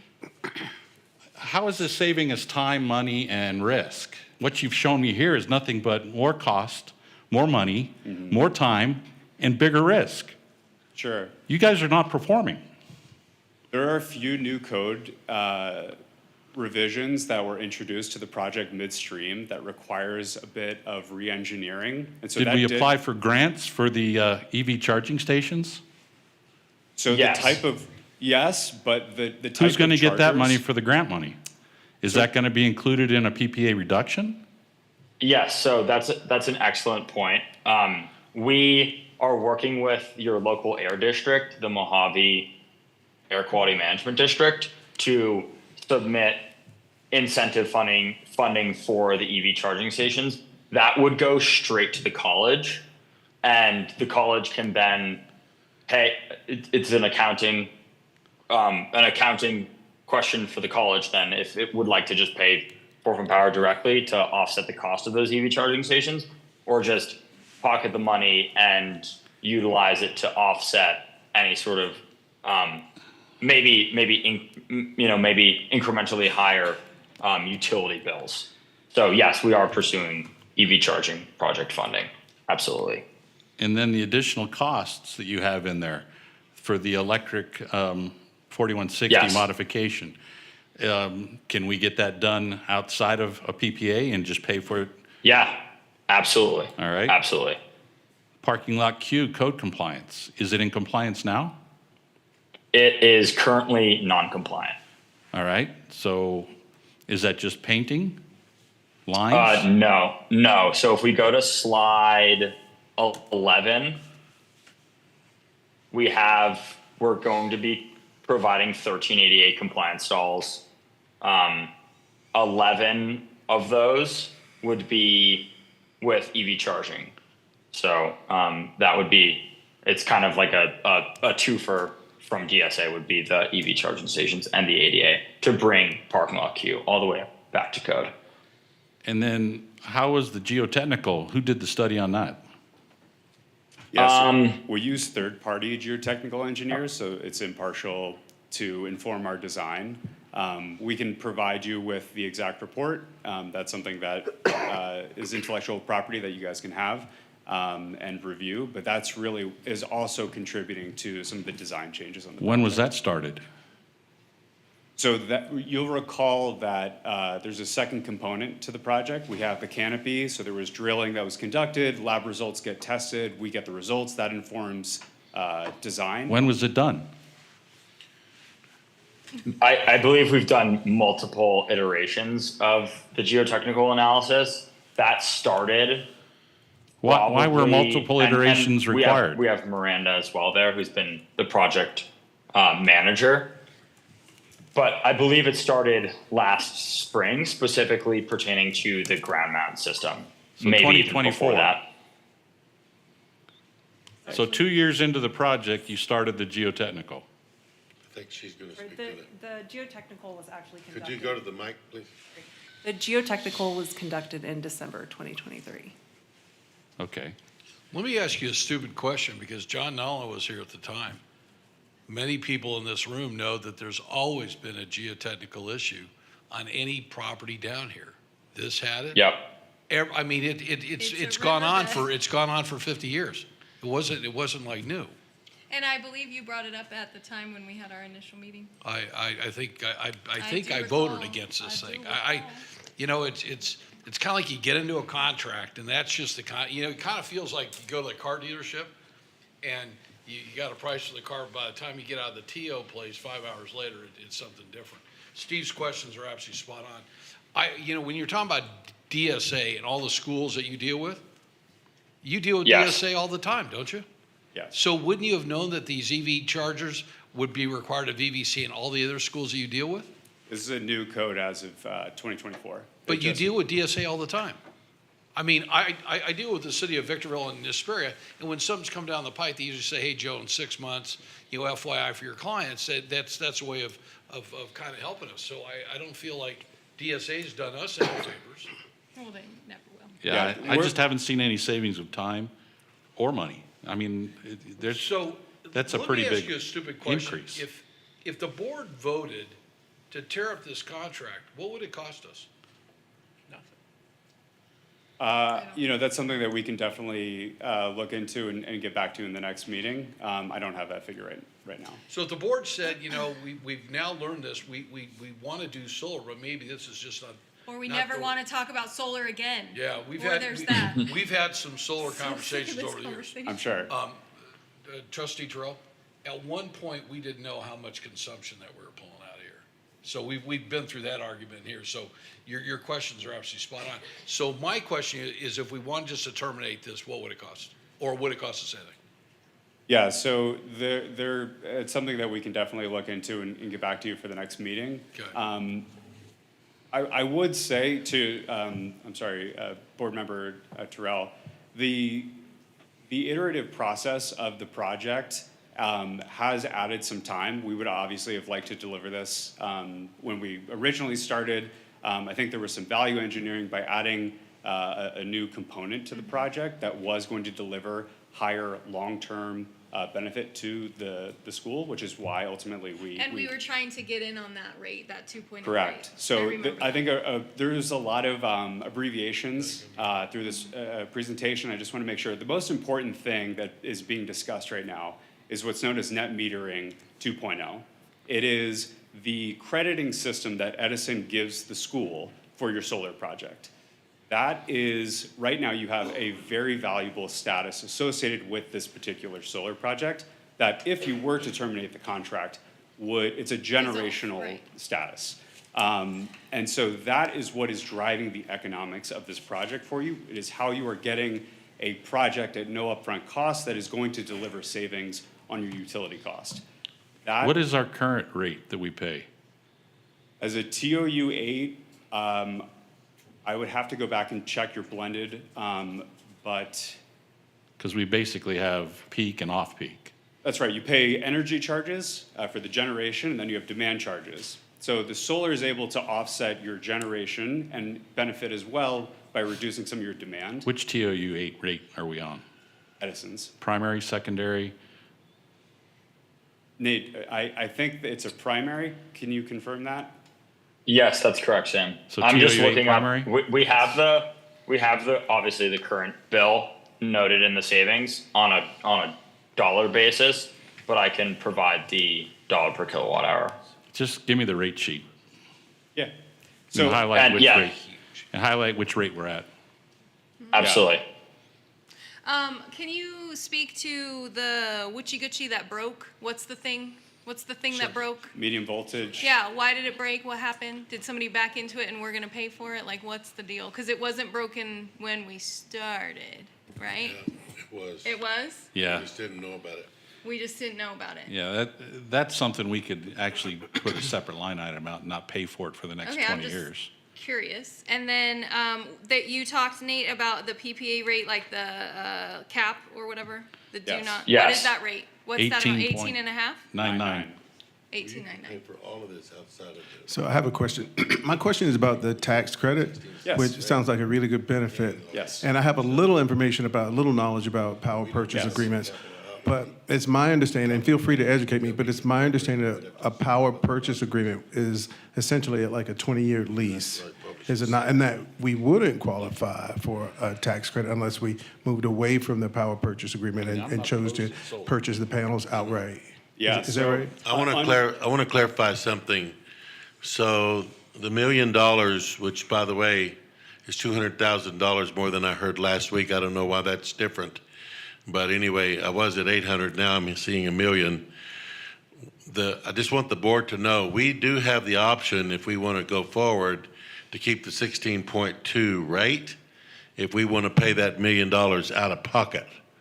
Correct. But just tell you, as the president, I was not in favor of taking $1 million from our current projects and doing that when we were in this for a no-cost. We weren't to be out any money. Tense, though. So- Past tense, no cost. Well, it's still a long-term no cost. Well, It's still no cost. bathwater, guys. It's the same as before in the sense that it's always a no cost. It would still be a no cost. It's that your numbers are changing in what you get back over 20 years. So you're going to pay out 18, well, I don't have the number up there right now, but it's 18.4%, 18.4 cents per kilowatt versus the 16.2 cents per kilowatt. And that difference of that 2.2 cents is us not having to come up with the $1 million right now. Until there's more changes and more, right? Like this. Well, could- not during if you construction, sign there's this. a lot of change orders. We just went through this with this building where there's constant iterations of more cost, more cost, more So, cost. and it's a great point, board member, thank you. And addressing that, the concern. Well, I'm the president of the college, so I'm not a board member, so it's all right. Apologize. It's an important distinction, and it's one that I think Nate highlighted in his, some of his slides, but basically, the way that we have structured this is that we reduce and compress contingency out of the price so that you don't have to bear that unless you realize those actual scope changes in the development process. Right, And- but how many times can we chip away cents at that rate, is what I'm And saying. So we have a limit that the school will not be exposed to above. And we are in the final stages of coming down to the geotechnical implications that would determine the potential to change the cost from 18.5 to 18.99. That is what in March we intend to come back with once that scope is finalized, excuse me. And that would be at the final time that we would look to address that. And with then you. that's the stop, is 18.99, okay. 2.76 cents. So if I you have don't a, mind- I have a hard time with $120,000 per charging station. I mean, that's ridiculous. I would love to answer that question. Could I just answer that one and come back to you? I'd appreciate it. Thank Yes. you. Okay, so the power purchase agreement is basically a structure that allows folks to deploy renewable energy with no upfront capital. So you have Forefront doing the financing, the design, construction, and then we operate and maintain it for the life of the project. The investment tax credit, which is known as the ITC, that is a huge driver that helps reduce the costs to deliver the project. We, as a private company, are able to monetize that, which means that we're able to reduce the price that we can charge for $1 per kilowatt. That is one of the most significant benefits of the power purchase agreement as we go through the process in the financing to secure that value for you all. So we wouldn't have to purchase the panels outright in order to get the tax. Exactly. We go through all of the levers to pull to get that for you guys. I just want to reiterate, I only brought this to the board in the beginning because it was a no cost, no out-of-pocket money. I have a real problem if we're going to have to come up with $1 million right now, or any money at all, even for the broken circuit, out of pocket. The whole concept was nothing out of pocket, and over time, the college saves money. So, And that's how we were. and I would hope that the board would seriously consider that it would have never got in your hands. I would have never brought it to you if I thought we were going to be out one dime on this project while I was here, because that was not what I wanted to do. We're going to have a covered parking lot as far as I'm concerned. This is a 20-year investment thing that you get back money over time, and I won't be around to enjoy that $7, $8, $9 million, whatever it's going to be at the end. But this was a long-term 20-year project from the beginning. It was a $6 million purported savings. Now it's, I think I saw 9 million or something like that up there. 8 million, okay, well, whatever. So anyway, the whole idea was just, it's not going to cost us anything because there's too many other things around, not going to cost us anything out of pocket right now because there's too many other things around the college that need to be done. Yes. So that's all I have to say about Forgive that. us, we are very sensitive to the solar topic. It has been a Understood. point of contention for years. Understood. And so it's just, I'm not interested in having a conversation about it No, ever again in my life. And I think 20 years ago, when this college first entertained the thought of having, they had a company like you come in and tell them all the great things. Yeah. And then all of a sudden they went broke. Yeah. And then all of a sudden we got into a war one night over the cost of repairing them, which panels It we're going to lasted keep. longer than the night, Oh, God, John. I mean, it was, no, it went on for a couple of months. Yeah. And then we ultimately found out the truth. Yeah. So it is a topic, and Dr. Walden, we always appreciate projects that you're going to bring forward. To me, it's not the cost of the whip out money, okay? I'm a private guy, so I got to pay for it. Or I put it in my bill. At the end of the day, I'm paying more if I put it in my bill, because our rate keeps going up. So it's. So I hear that, and absolutely, like there is the initial rate that we established when we first came in, and it's because we have what we call known unknowns. We don't know what could come up in the development process on specific aspects. We didn't know there was a medium voltage line that was damaged. So absolutely, the school can pay for that, and we can continue with the original rate. But again, it just comes down to, how those dollars are best invested. But when you look at the ADA, anybody could go on out there and tell you that ADA work's got to be done. I mean, I guess the challenge is you do this for a living, Yeah. okay? Trustee Terrell operates a mega cement plant. What do you spend, $1 million a month out of? Oh, I wish it was only But a we don't, million. but No, Joe, I mean, so he understands that. we don't have to repair, we don't have to do the ADA if we don't redo the parking lot. The ADA is only required by the DSA if we are redoing the parking lot. So as long as we don't redo it, we don't touch it, and we don't have to do that. What's the time limit for doing the parking lot to make it ADA if we start the project? Do we have a year? Do we have 2 years? Yeah. What's the timeline for putting in the EV charging stations? Do we have a year? Do we have 2 years? And eventually the parking lot's gonna have to be done, but the geotechnical, the first time I heard this geotechnical, everybody knows that there's a geotechnical problem down there. I think, so again, there's like the known unknowns, which is like, we know that there's potential for the geotechnical, we just don't know the exact four corners of what it looks like to do. So that mechanism that we're talking about is basically where we say, okay, we know that we want to be at this rate, and until we actually materialize the final costs, we're not going to charge the school for that scope. Because if let's say we put, let's say the number on there was $1 million. Let's say we put $1.5 million into our base contract, and we only actually use $1 million. Then Forefront is keeping that extra $500,000. Because SPUR is that joint powers authority of schools, they structure their agreements to make sure that schools aren't paying for scope that they don't actually realize. So it's something that, again, the mechanism, it's in Schedule 2, it says like, here are the things that happen if and when scope is encountered. And that's to ensure that you see exactly how it flows through to your rate if and when that stuff is determined. So Nate determined and the school determined it's not gonna go higher than this rate. At the end of the day, we'll go up to here. And so we've identified now the So the question is, if we put this $1 million, if this $1 million goes into our rate. Yes, sir. Are we paying more, are we paying interest on that million? So it's a Because it's my flat understanding rate we're for not. 20 years. No, it's, we're So playing. the million is just in there, but it doesn't cost us any more money. So Well, it does, because we pay a higher per kilowatt rate. Yes, sir. It just changes the per kilowatt So rate. the $1 million, if we were to come up with $1 million, we save money? If you come up with, It sets the rate at If the we 16 pay the cents. $1 million, correct. The rate remains the same. I understand as- that, but do Yes, we sir. save money? Oh, yeah. You would save more money. So- In our projections, you would. So why don't we do this? Yes, sir.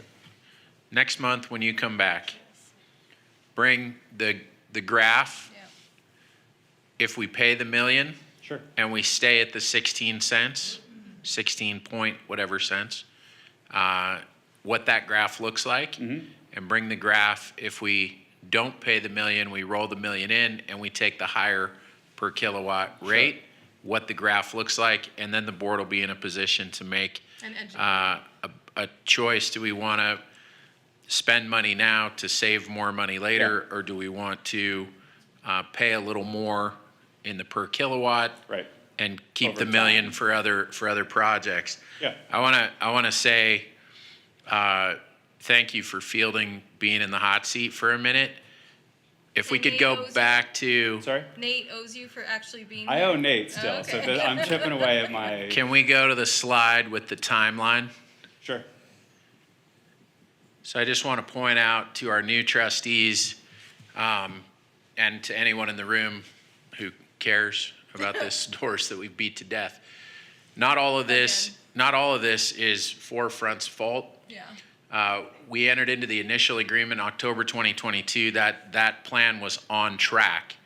That's when Forefront, working with John Nolan, talked about the other solar field that was falling apart, and Forefront came up with the idea, if we get the other solar field in as part of this project, and we rope this in as part of the current project, we can probably rope it in for the NEM 2.0 and get you a better incentive from the power company. So we were on track, and things were on track. for a completion date.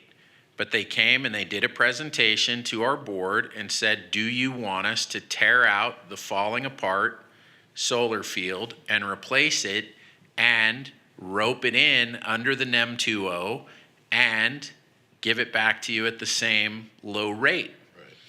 And they offered that.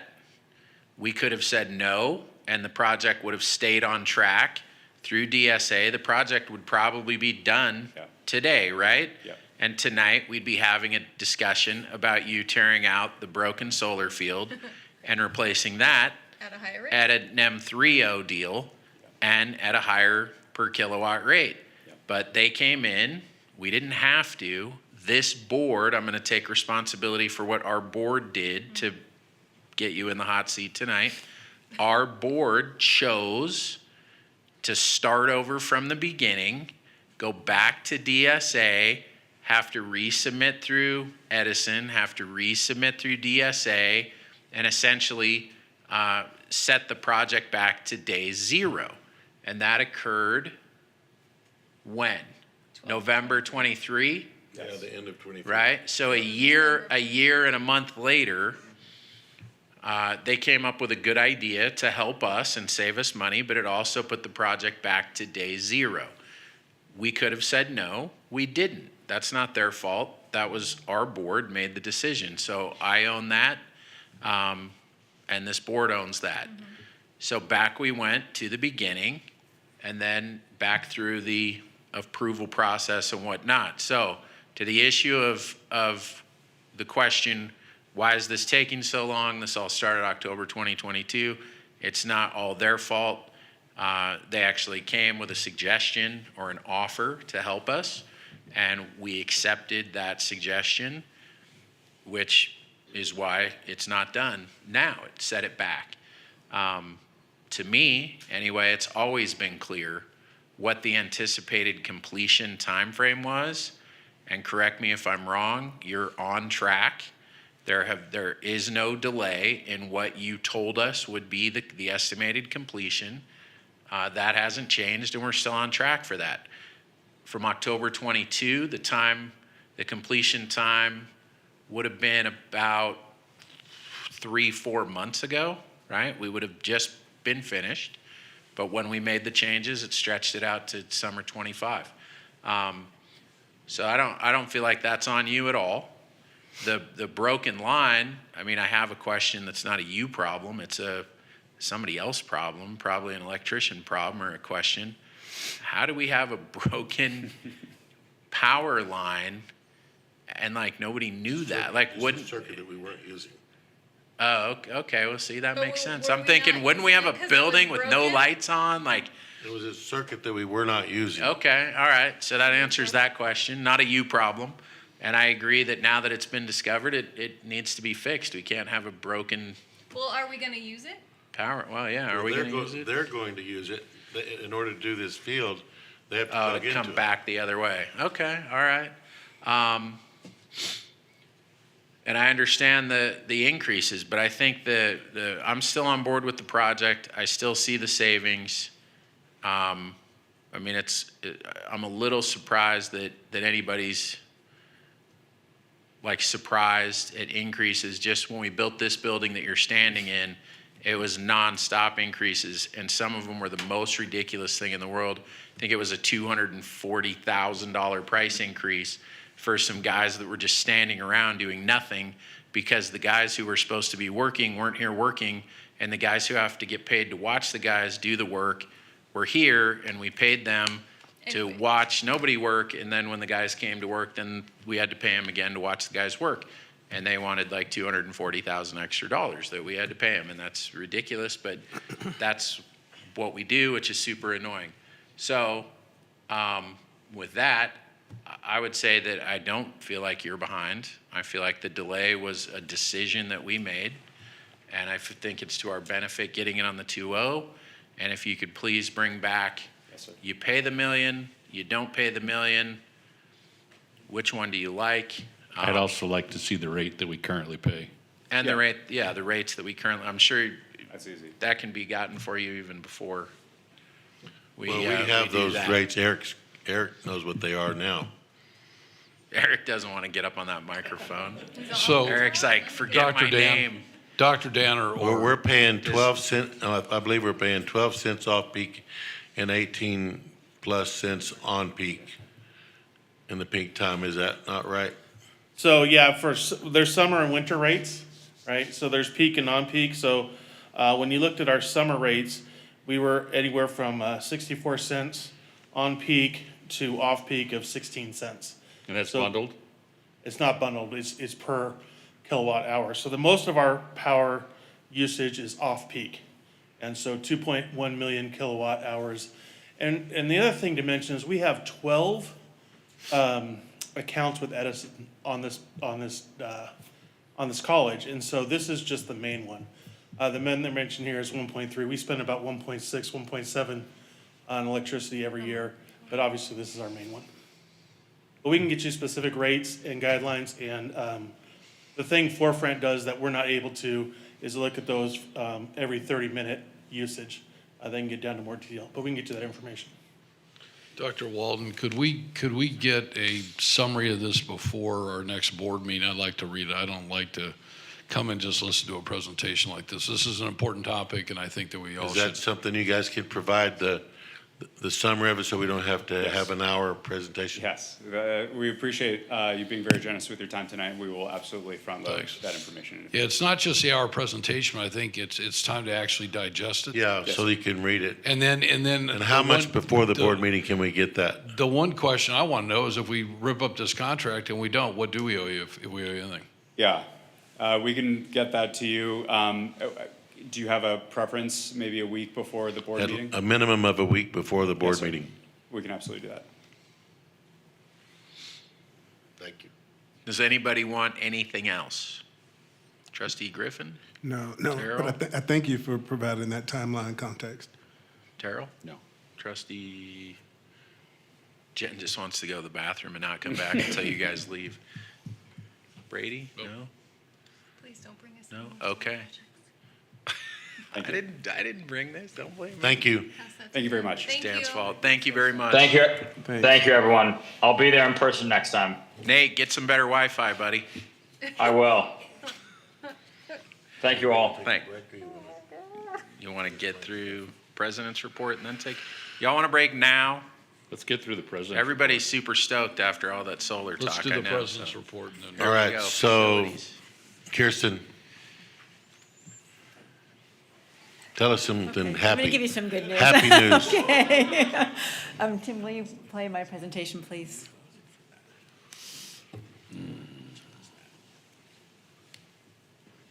I know, I'm mad at myself.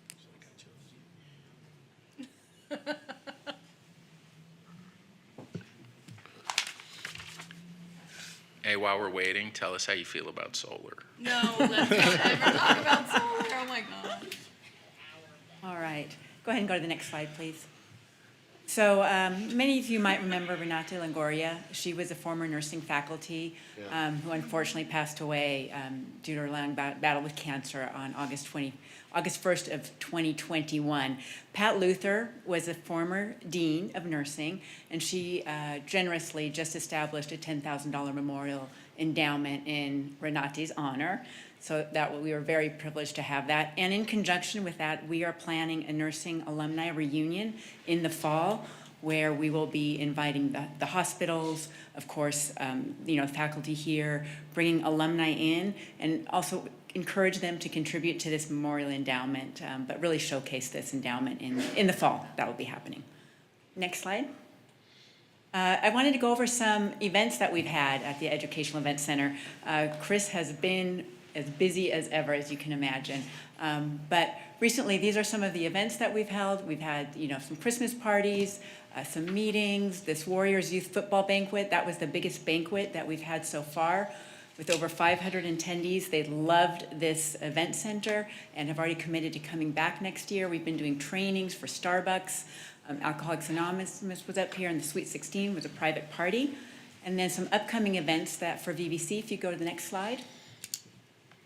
These are some upcoming events that are going to be coming up in February and well, actually just through February.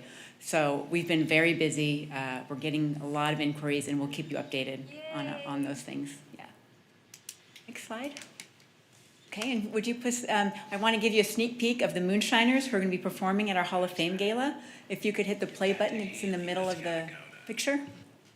Should be.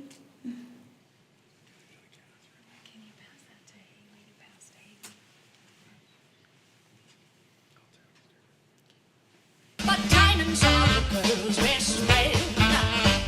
A kiss may be grand, but it won't pay the rental on your humble flat, or help you feed your pussycat. Men grow cold as girls grow old, and we all lose our charms in the end. But swear or pear shape, it rocks, don't go pear shape. Diamonds are a girl's best friend. Get it, Jenny!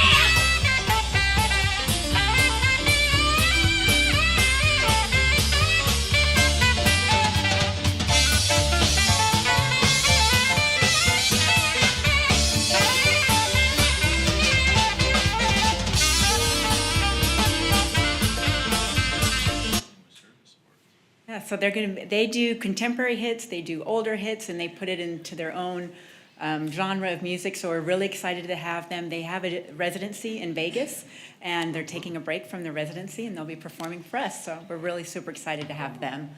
And next slide, please. Of course, this is all because we're honoring these 5 distinguished recipients, and we can't wait to honor them all. It's just a reminder of who we are recognizing. And that concludes this part of my presentation. And then the next order of business I have is with our auxiliary agreement with the foundation. There are 2 non-voting positions that are held by Board of Trustee members on our foundation board. So at this time, we currently have 2. It's Trustee Brady and Trustee Tarpley, but the decision needs to come from the board as to who will continue or who wants to do that. So we bring this every year, so if you want to do any switching out, but I can't have 3 of you there, but 2 of you could be in the board. So these are in-person meetings. They happen 5 times a year, correct? 6 times a week, 6 times a year. 6 times a week. Yeah, no, not 6 times a week. Nobody wants it 6 times a week. No. The months of 2, 6 4, times a year, okay. 2, 4, 6, 8, 9, 11 are the dates. I would love to still be a participant. Yeah, they have to be in person. Okay. Yep. I'll continue, but if somebody else wants to. I will not be at the one tomorrow. Okay. Ms. Watson know. That actually works, because I will be at the one tomorrow. The courthouse is closed tomorrow.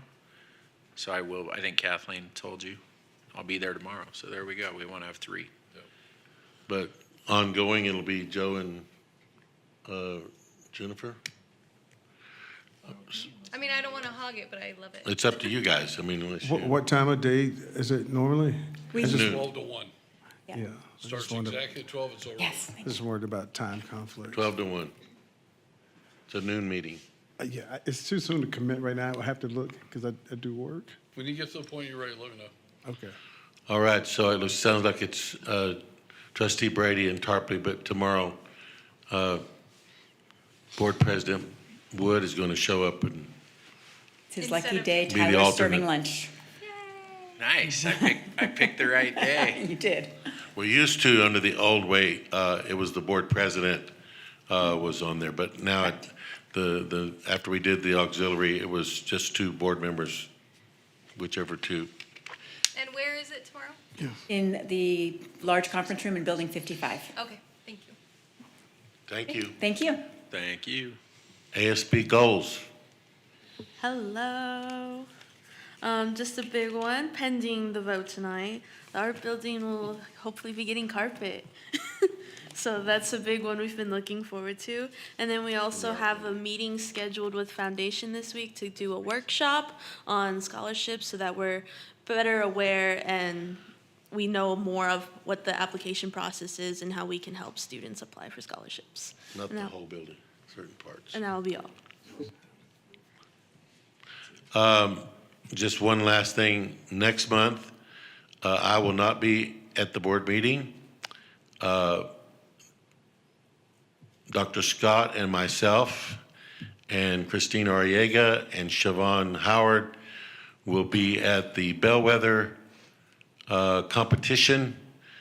And while you're having board meeting, we will be competing to be the #1 college in the nation for our Caring Campus Connect to Success Center and being recognized for that. So Monica is going to be sitting up here in my chair. Isn't that what we agreed on?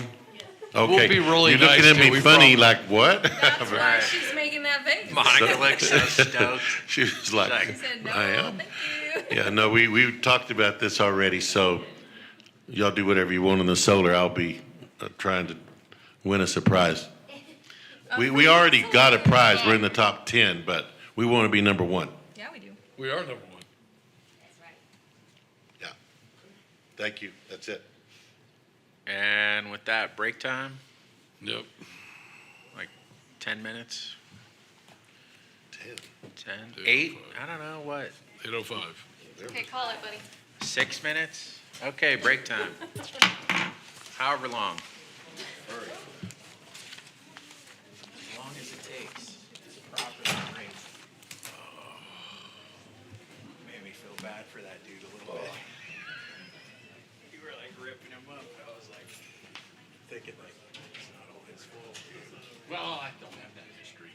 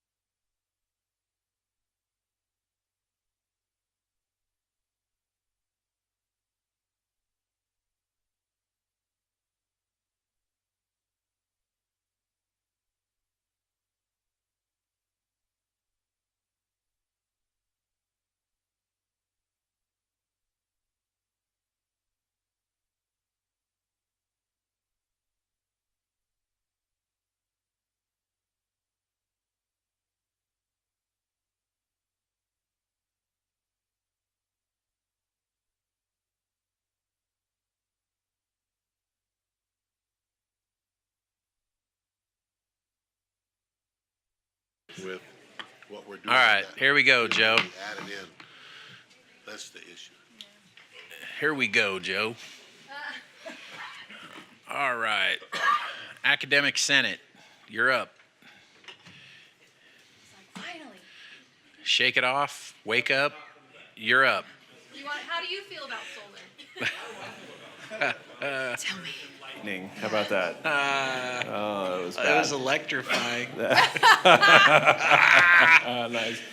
Well, as you know, Senate's not in session over the winter or the summer, so I don't have a whole lot to report other than we had a very fruitful short term in the fall. We have a lot of good plans going on for the spring, and but I did want to take my time, what's left of it, to recognize Haley Reyes. You know, we end up in a lot of the same rooms and a lot of the same meetings between SEM and new faculty orientation and all those activities.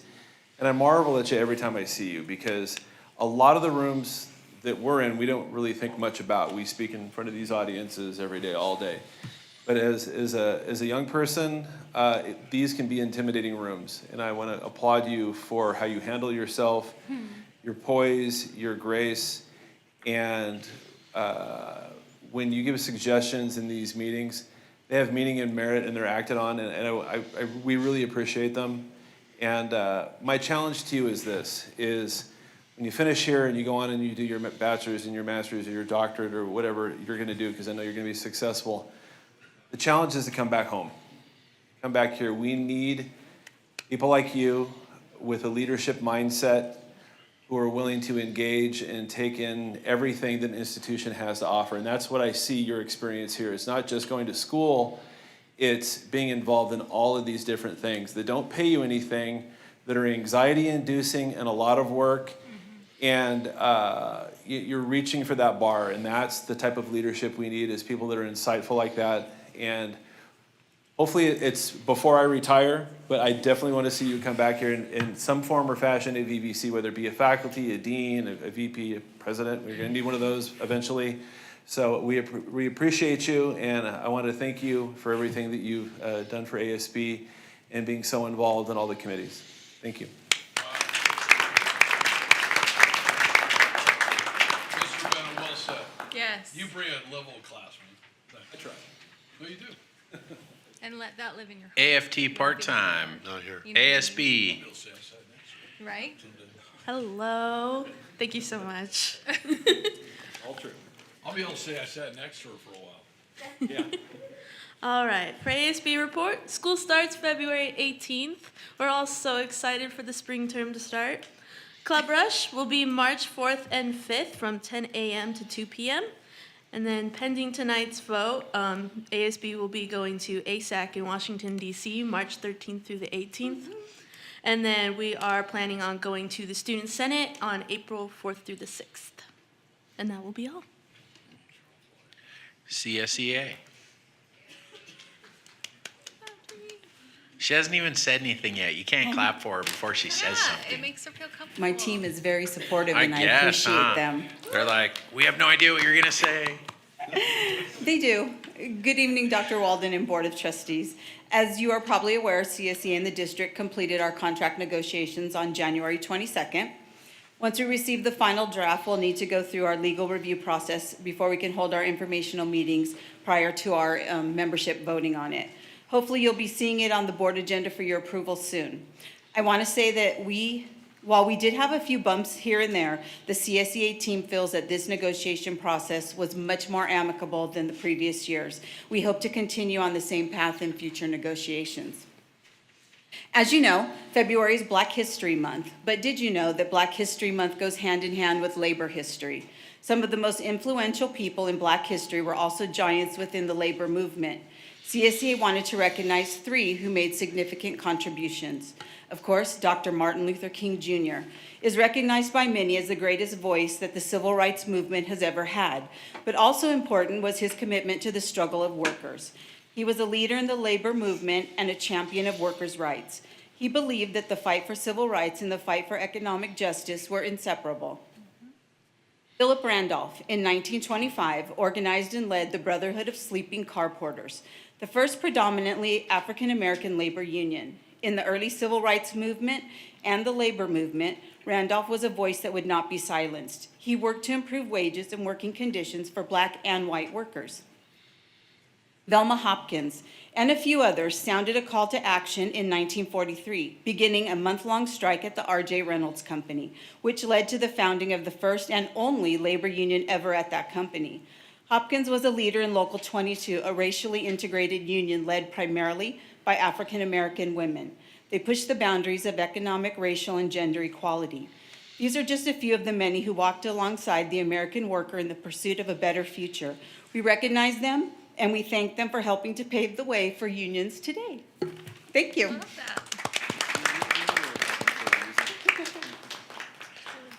CTA, management.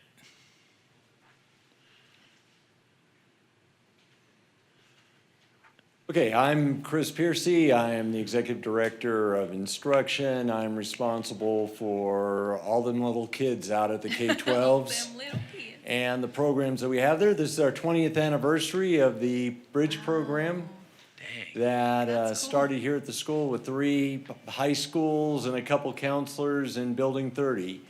And of course, now we have 35 schools. We are at 40 sites. We have 40 bridge counselors, we have ambassadors, we have on-site counselors, we have CCAP site coordinators.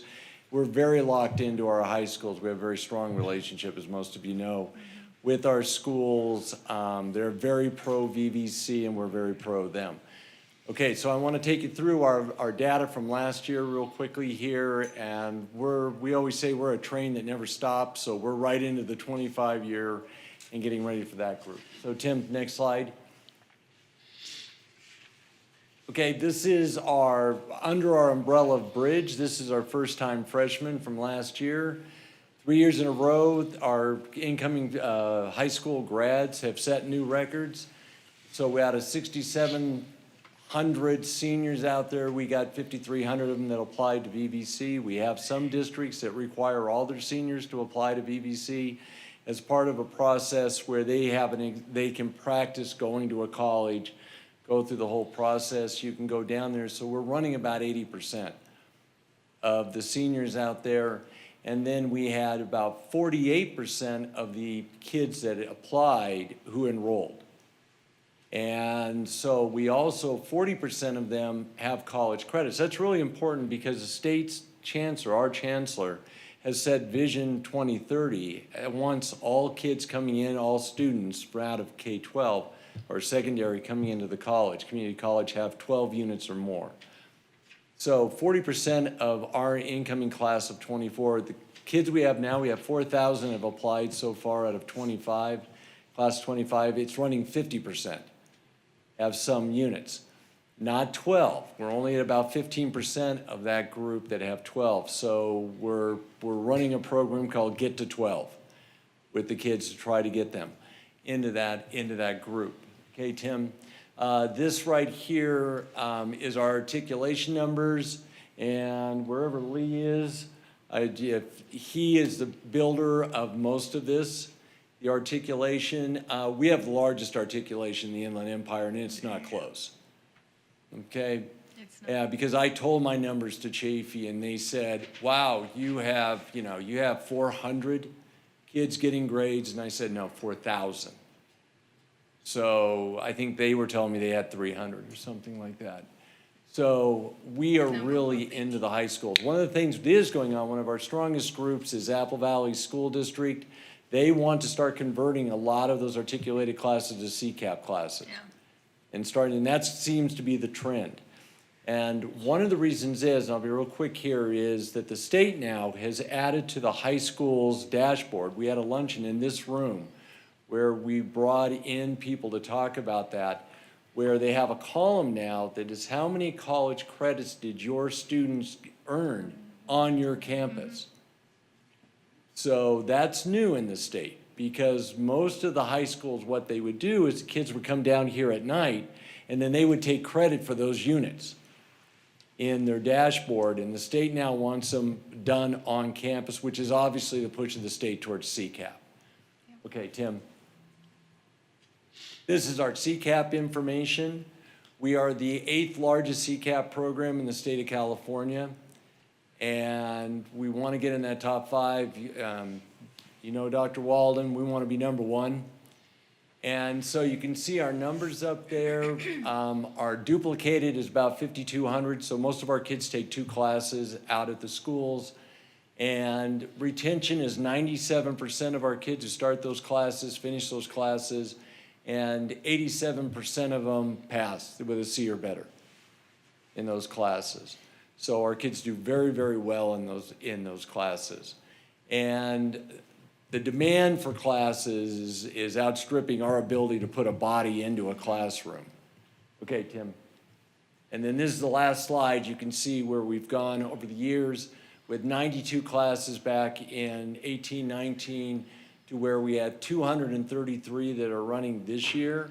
And our projection for next year is 260. And to be absolutely honest, if I had enough faculty, we could run 300, 350 right now. And so the high schools, the secondaries really want to get that in place. And we have such a strong group. And it all goes back to the partnership with this college with our school districts is incredibly strong. And so, yeah. Is the faculty at the high schools, are they part of the faculty offering these Yeah, classes? we can use them under a program we have under an institutional service agreement we have with the schools. But they have to have a master's in subject. And being an old, high school guy, most of their masters are in education. So we are working with them to try to increase that number. And so that we see that as the future of where we're going to move to. And that's my If report. only we had a So- four-year teacher college up here. I have to say this, this work that you just saw is phenomenal. Especially, in regard to just many things, the articulation, the CCAP, when he says we're the 8th largest CCAP, we're not the 8th largest college. We're way down the list when it comes to college size. There's a lot of colleges larger than us, so this tells us that we are way outperforming the average college. So the ones that are ahead of us are much larger institutions, some of them 2 and 3 times our size. The other thing I would say is I just got contacted last week by some leaders in the state of California, and they heard about what VVC was doing in capturing almost 40% of our graduating class. They're like blown away by it, can't believe it. They asked if Todd and myself and Chris would come to a statewide conference in June and actually present at that conference on what we're doing with the high schools that's getting us those kind of students here. So kudos, Chris and Todd and Mackenzie, all of you for your leadership that we're getting on the map. People are hearing about Victor Valley College from all different angles. I would encourage you to get Matt Wells to go with you to that, with Mountain Desert Career Pathways, because he's instrumental with getting the high schools and promoting VVC quite heavily. And I'd just say this to my fellow trustee, Dr. Griffin and Trustee Terrell. Chris, you are just an incredible asset to this college, and you work on an incredible team. And I mean, every time I see you, I think about just Mr. Education because of what you've done. Those numbers are a testament to your personal leadership and your dedication, and you have never wavered. I mean, I'm just glad that you're an asset to VVC. Well, and thank you so much. And it's a team. It is a team of everybody on this campus. It's, Robert from the very beginning and the VPs, all the support from them that goes on. And so everything from AR, the work that those people put in over there in AR under Edward Alvarez's leadership, all of those groups go above and beyond to work with them. And they don't say, oh, no, not more of those schools. They are, okay, we'll get to them. We'll call them back. We'll get these kids through. So when you have that team, but I want to say this. Dr. Walden is a phenomenal leader, phenomenal. I have worked for superintendents, I've worked for presidents, I've worked for these people. He is the best. Okay, and I've been blessed to go places with them and listen to people talk about him. He's known throughout the state. We are blessed to have Dr. Walden, because if you don't have this up here, this doesn't happen. Okay, it does not happen without him. Okay, and I know you did the evaluation, everything like that, and I just want to say that publicly, we are blessed to have Dr. Walden. Okay, thank you. Chris, really quickly, Chris. So as a former K-12 employee for many years, many years, you have a remarkable reputation in the field of education, and everybody knows your name. And so just be very proud. And thank your you. work is so meaningful, and it alters lives, and it's just a blessing to see. So And thank you for your nobody I know has contribution. ever said no to you. Well, How yeah. dare they? Yeah, how dare I'm they? just- They're not gonna say no. I'm to annoying Chris. that way, so. No, it's- not No, at I'm all. kidding. Not at all. I've gotten your call, either take your call or you're gonna call me back in 30 That's right. seconds. Chris, Dan raises an interesting point about the fact that we are not the 8th largest college, but we're the 8th in 8th place in the Right. state. If, I don't want to create work for anybody, but if we have another presentation about this, and I imagine that we will, could we maybe see the stats as a per capita type stat? So instead of just saying we're 8th with the 5,000. Right, see the size of the schools and stuff, Right. yeah. So FTES, their FTES is 100,000, Right. LA Community College. Their FTS is 100,000 and they have the same 5,000 we do. And so that's this percentage. I have a feeling that the truth is we may very well be number one. Let's just call Per it that, capita. guys. So Well, I'd be interested to see that statted out based on how big, what their FTES I feel is like we should versus. crunch the numbers. Could you do that? I could do it real quick, just. I'm not trying to create work. so No, I'm not Robert saying just like, said by tomorrow. Yeah, right. I'm not trying to do that, but if we get another presentation like this in the future and it's not too much work, I mean, it might also be self-serving work when you can come and Right, no. report that in fact we are number one. Well, I know we're number one in the Inland Empire for sure, and, that's a start. Yes, There's no one in our neighborhood who's better than us. that's right. I have a feeling there's nobody better in the state that's better than us and better than you, so we appreciate your efforts. Yes, thank you. Okay, thank you very much. All right, consent agenda. Anybody want to pull anything? And do we have a motion? Motion. Motion by Brady, second by Terrell. Public comment. There's public comment on consent agenda? No, there could be. Well, there is the option for having it. Nobody, 10.1. well, nobody He's turned just- anything in. I already went through the public comments. But Oh, there's thanks, somebody to comment. but thanks, Dan, for making the meeting take longer. Oh, that was not his fault. Not Dan's fault. Wow. I'll take the hit. I still owe him from when he punked me out. Okay. Ouch. It never ends. Talking about. What are you talking about? Keep saying that, I don't know. Who's making it take longer now? I voted. I'm done. Oh, you need Mr. to Brady? click the It thing just there. came You need to up. click the thing there. Student advisory. Mrs., I needed more time. Okay, I'll own that. Okay, All Dan, right. Dan, you know what? Everybody paid him back. Dang, I'll own it. My I don't apologies. know what he's talking about when he talks, he says that. I feel like you got Dan to distract me on purpose. Oh, yeah. Way to get him, Haley. Did we come up? There we go. All right. And 12.2. Is there a motion? Motion. Second. Motion by Brady, second by Terrell. We have a resolution. Would anybody like to volunteer to read the resolution? Do we have it? Yeah. We do. I don't have it. Somebody's got it, because we always read it. Oh, I like paper. You're on the wrong. I'll read it. All right, you got a volunteer down There there. we go, we got a volunteer. Yeah, 'cause I don't have it. I don't have it either. Oh, is it not here? If you want. All right, so. I know, but I don't read on the internet. I like to Okay, print it was in. forgotten, but it's Start on it the, here? Okay. oh, you got a copy of it? Good. There we Yeah, I go. have a copy.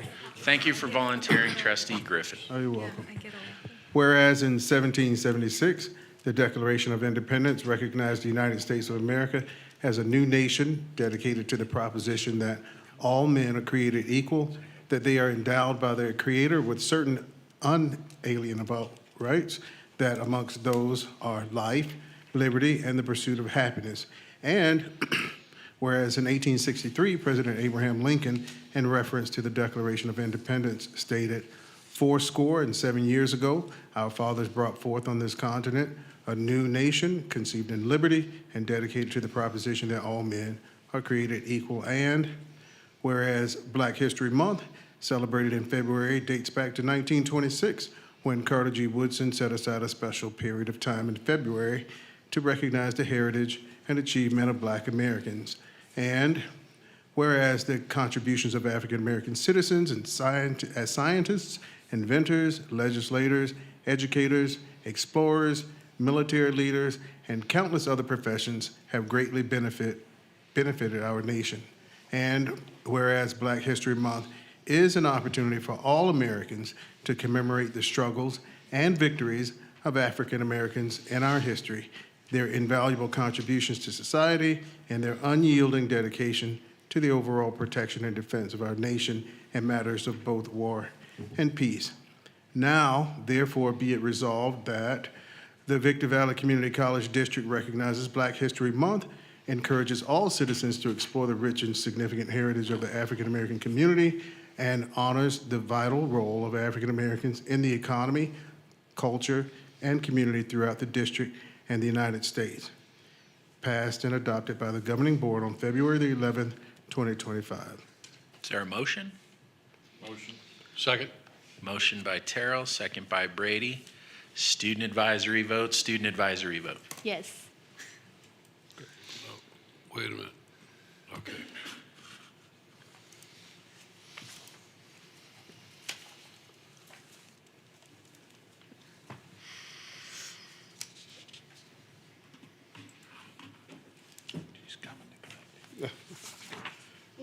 You're welcome.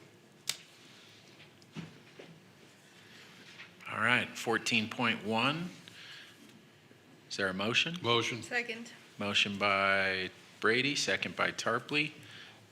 Discussion? So this is replacing the sign that's on Bear Valley that you can't see Yay. at all in the daytime and at night if you really squinch.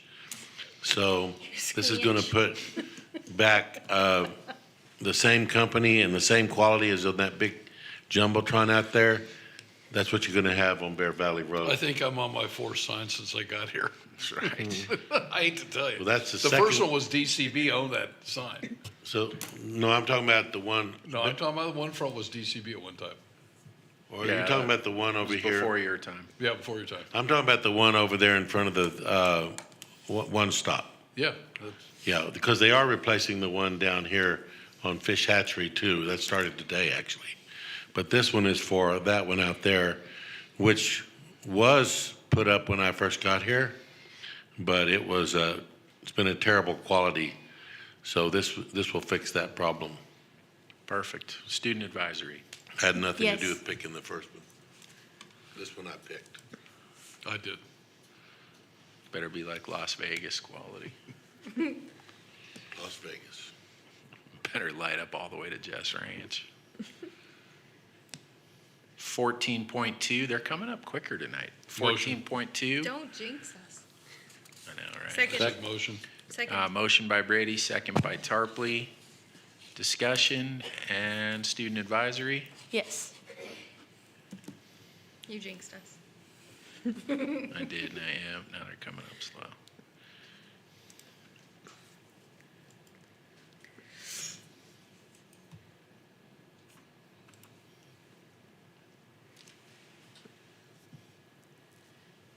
I did jinx us. Look at, this one's taking forever.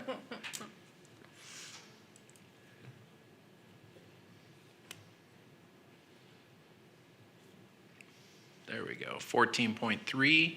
Motion. Second. Motion by Brady, second by Tarpley. Any discussion? Student advisory vote? Yes.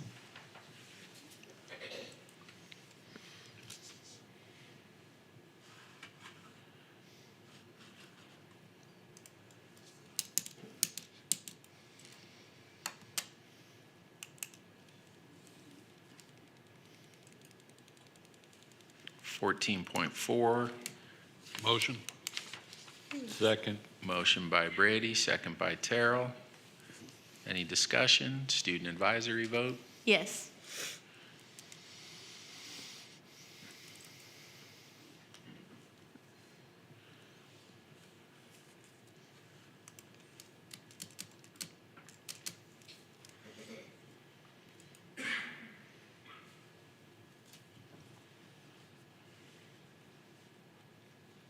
Fourteen point five, board delegation. Is there a motion? Motion. Second. Motion by Brady, second by Tarpley. Student advisory vote? Yes.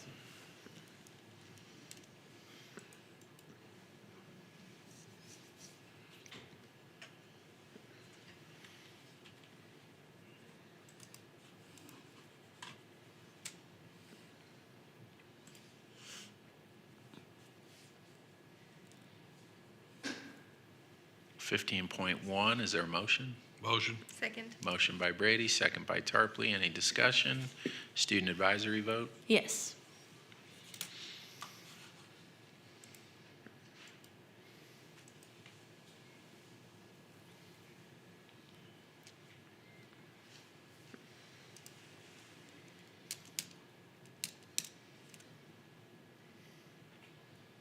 Fifteen point two. Motion. Second. Motion by Brady, second by Terrell. Discussion, student advisory vote? Yes.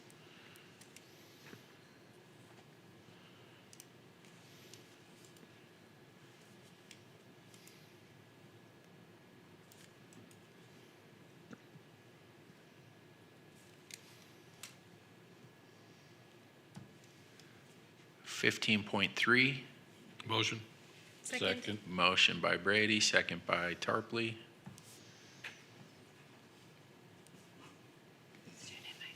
Student advisory? Yes.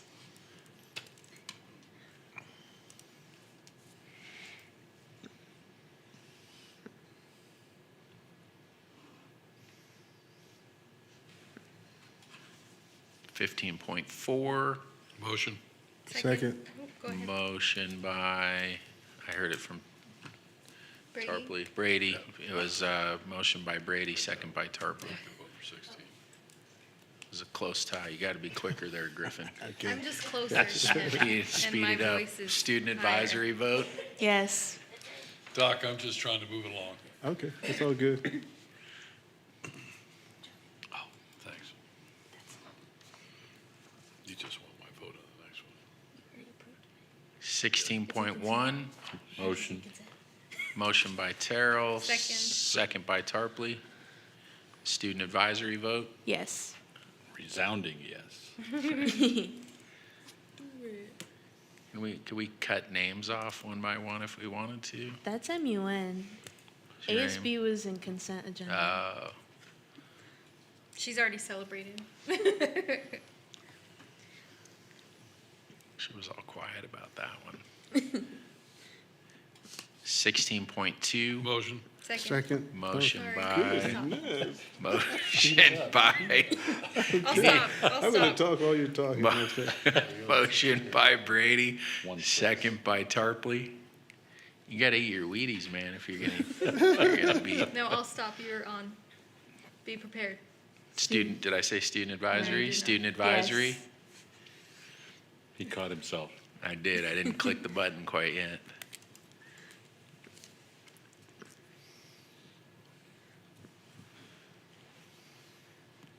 Sixteen point three. Motion. Second. Motion by Griffin, second by Brady. We We need to have one of those little buttons. Right. The easy buttons. The golden Student buzzer. advisory vote? Yes. I want confetti to pop out when I push a button.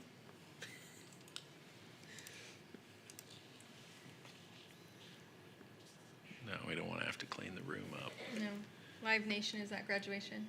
Yeah. 17.1. Motion. Second. Motion by Brady, second by Terrell. He's asleep. Griffin, yeah, he did his one for the night. He's like, that's it, I'm good. I'm done for the You night. hit the quota. Student But see, this is advisory. one where you get really good food. Okay. Yeah. Student advisory. Yes. There we go. Do you want to graduate? All right. Yes, I do. Nah. It's a great night. Top night. It's a long night. 18.1. Hold on. Oh, sorry. Oh, wait, sorry. Discussion and information. So all these are information discussion. If anyone wants to discuss these, this is the time to do it. You've got 3 revised board policies. What I would point out, especially tonight, because this is moving forward, is that both the district and the CTA are sunshining their successor collective bargaining agreement to reopen bargaining with the full-time faculty. And so it comes here like this time, and then next month, Monica comes back for public hearing and a vote for the board to launch, right? Right, so we'd want to start in You want to start when? April. And I'd just like to go on the record while Dr. Tracy Davis and I had, I think, some issues many years ago. I wish her the very best. I congratulate her for her years of service here at VVC, and I wish her the very best in her future endeavors. Yeah, I was going to comment on that as well. 18.1, emeritus status for Tracy Davis. Tracy, always fun working with you, and I wish you the best in future endeavors. And I would say the emeritus status is well deserved for. Yep. And she moved off to Georgia. Well, I hope she's tuned in to hear us say. No, probably not. They're what, Probably 3 not, hours no. ahead? Right. Real. No. All right. Any other discussion for first reads? We did receive those ahead of time in email, and I did read those. Any discussion for first reads? Hearing none. Motion to adjourn. Motion. Second. Motion by Tarpley, second by Brady. Good job there, President Wood. Thank you. High five. Well, considering I we was had a going solar for subject, 8:30. 8:38's not bad. It's not I was bad. shooting for 8:30, But last time you did well. I think we were out here, what, 8 o'clock? Yeah, but I'm 7:30. saying, considering we had a solar subject 7:30. to deal Let's with. not this say is that early. word. Yeah. What subject? Classes, yeah, 8:38. okay. Yeah. What You notice Dan's going to not be around. He just kind of timed Yeah, this whole I'm thing. not here next week. Yeah. Thrown around.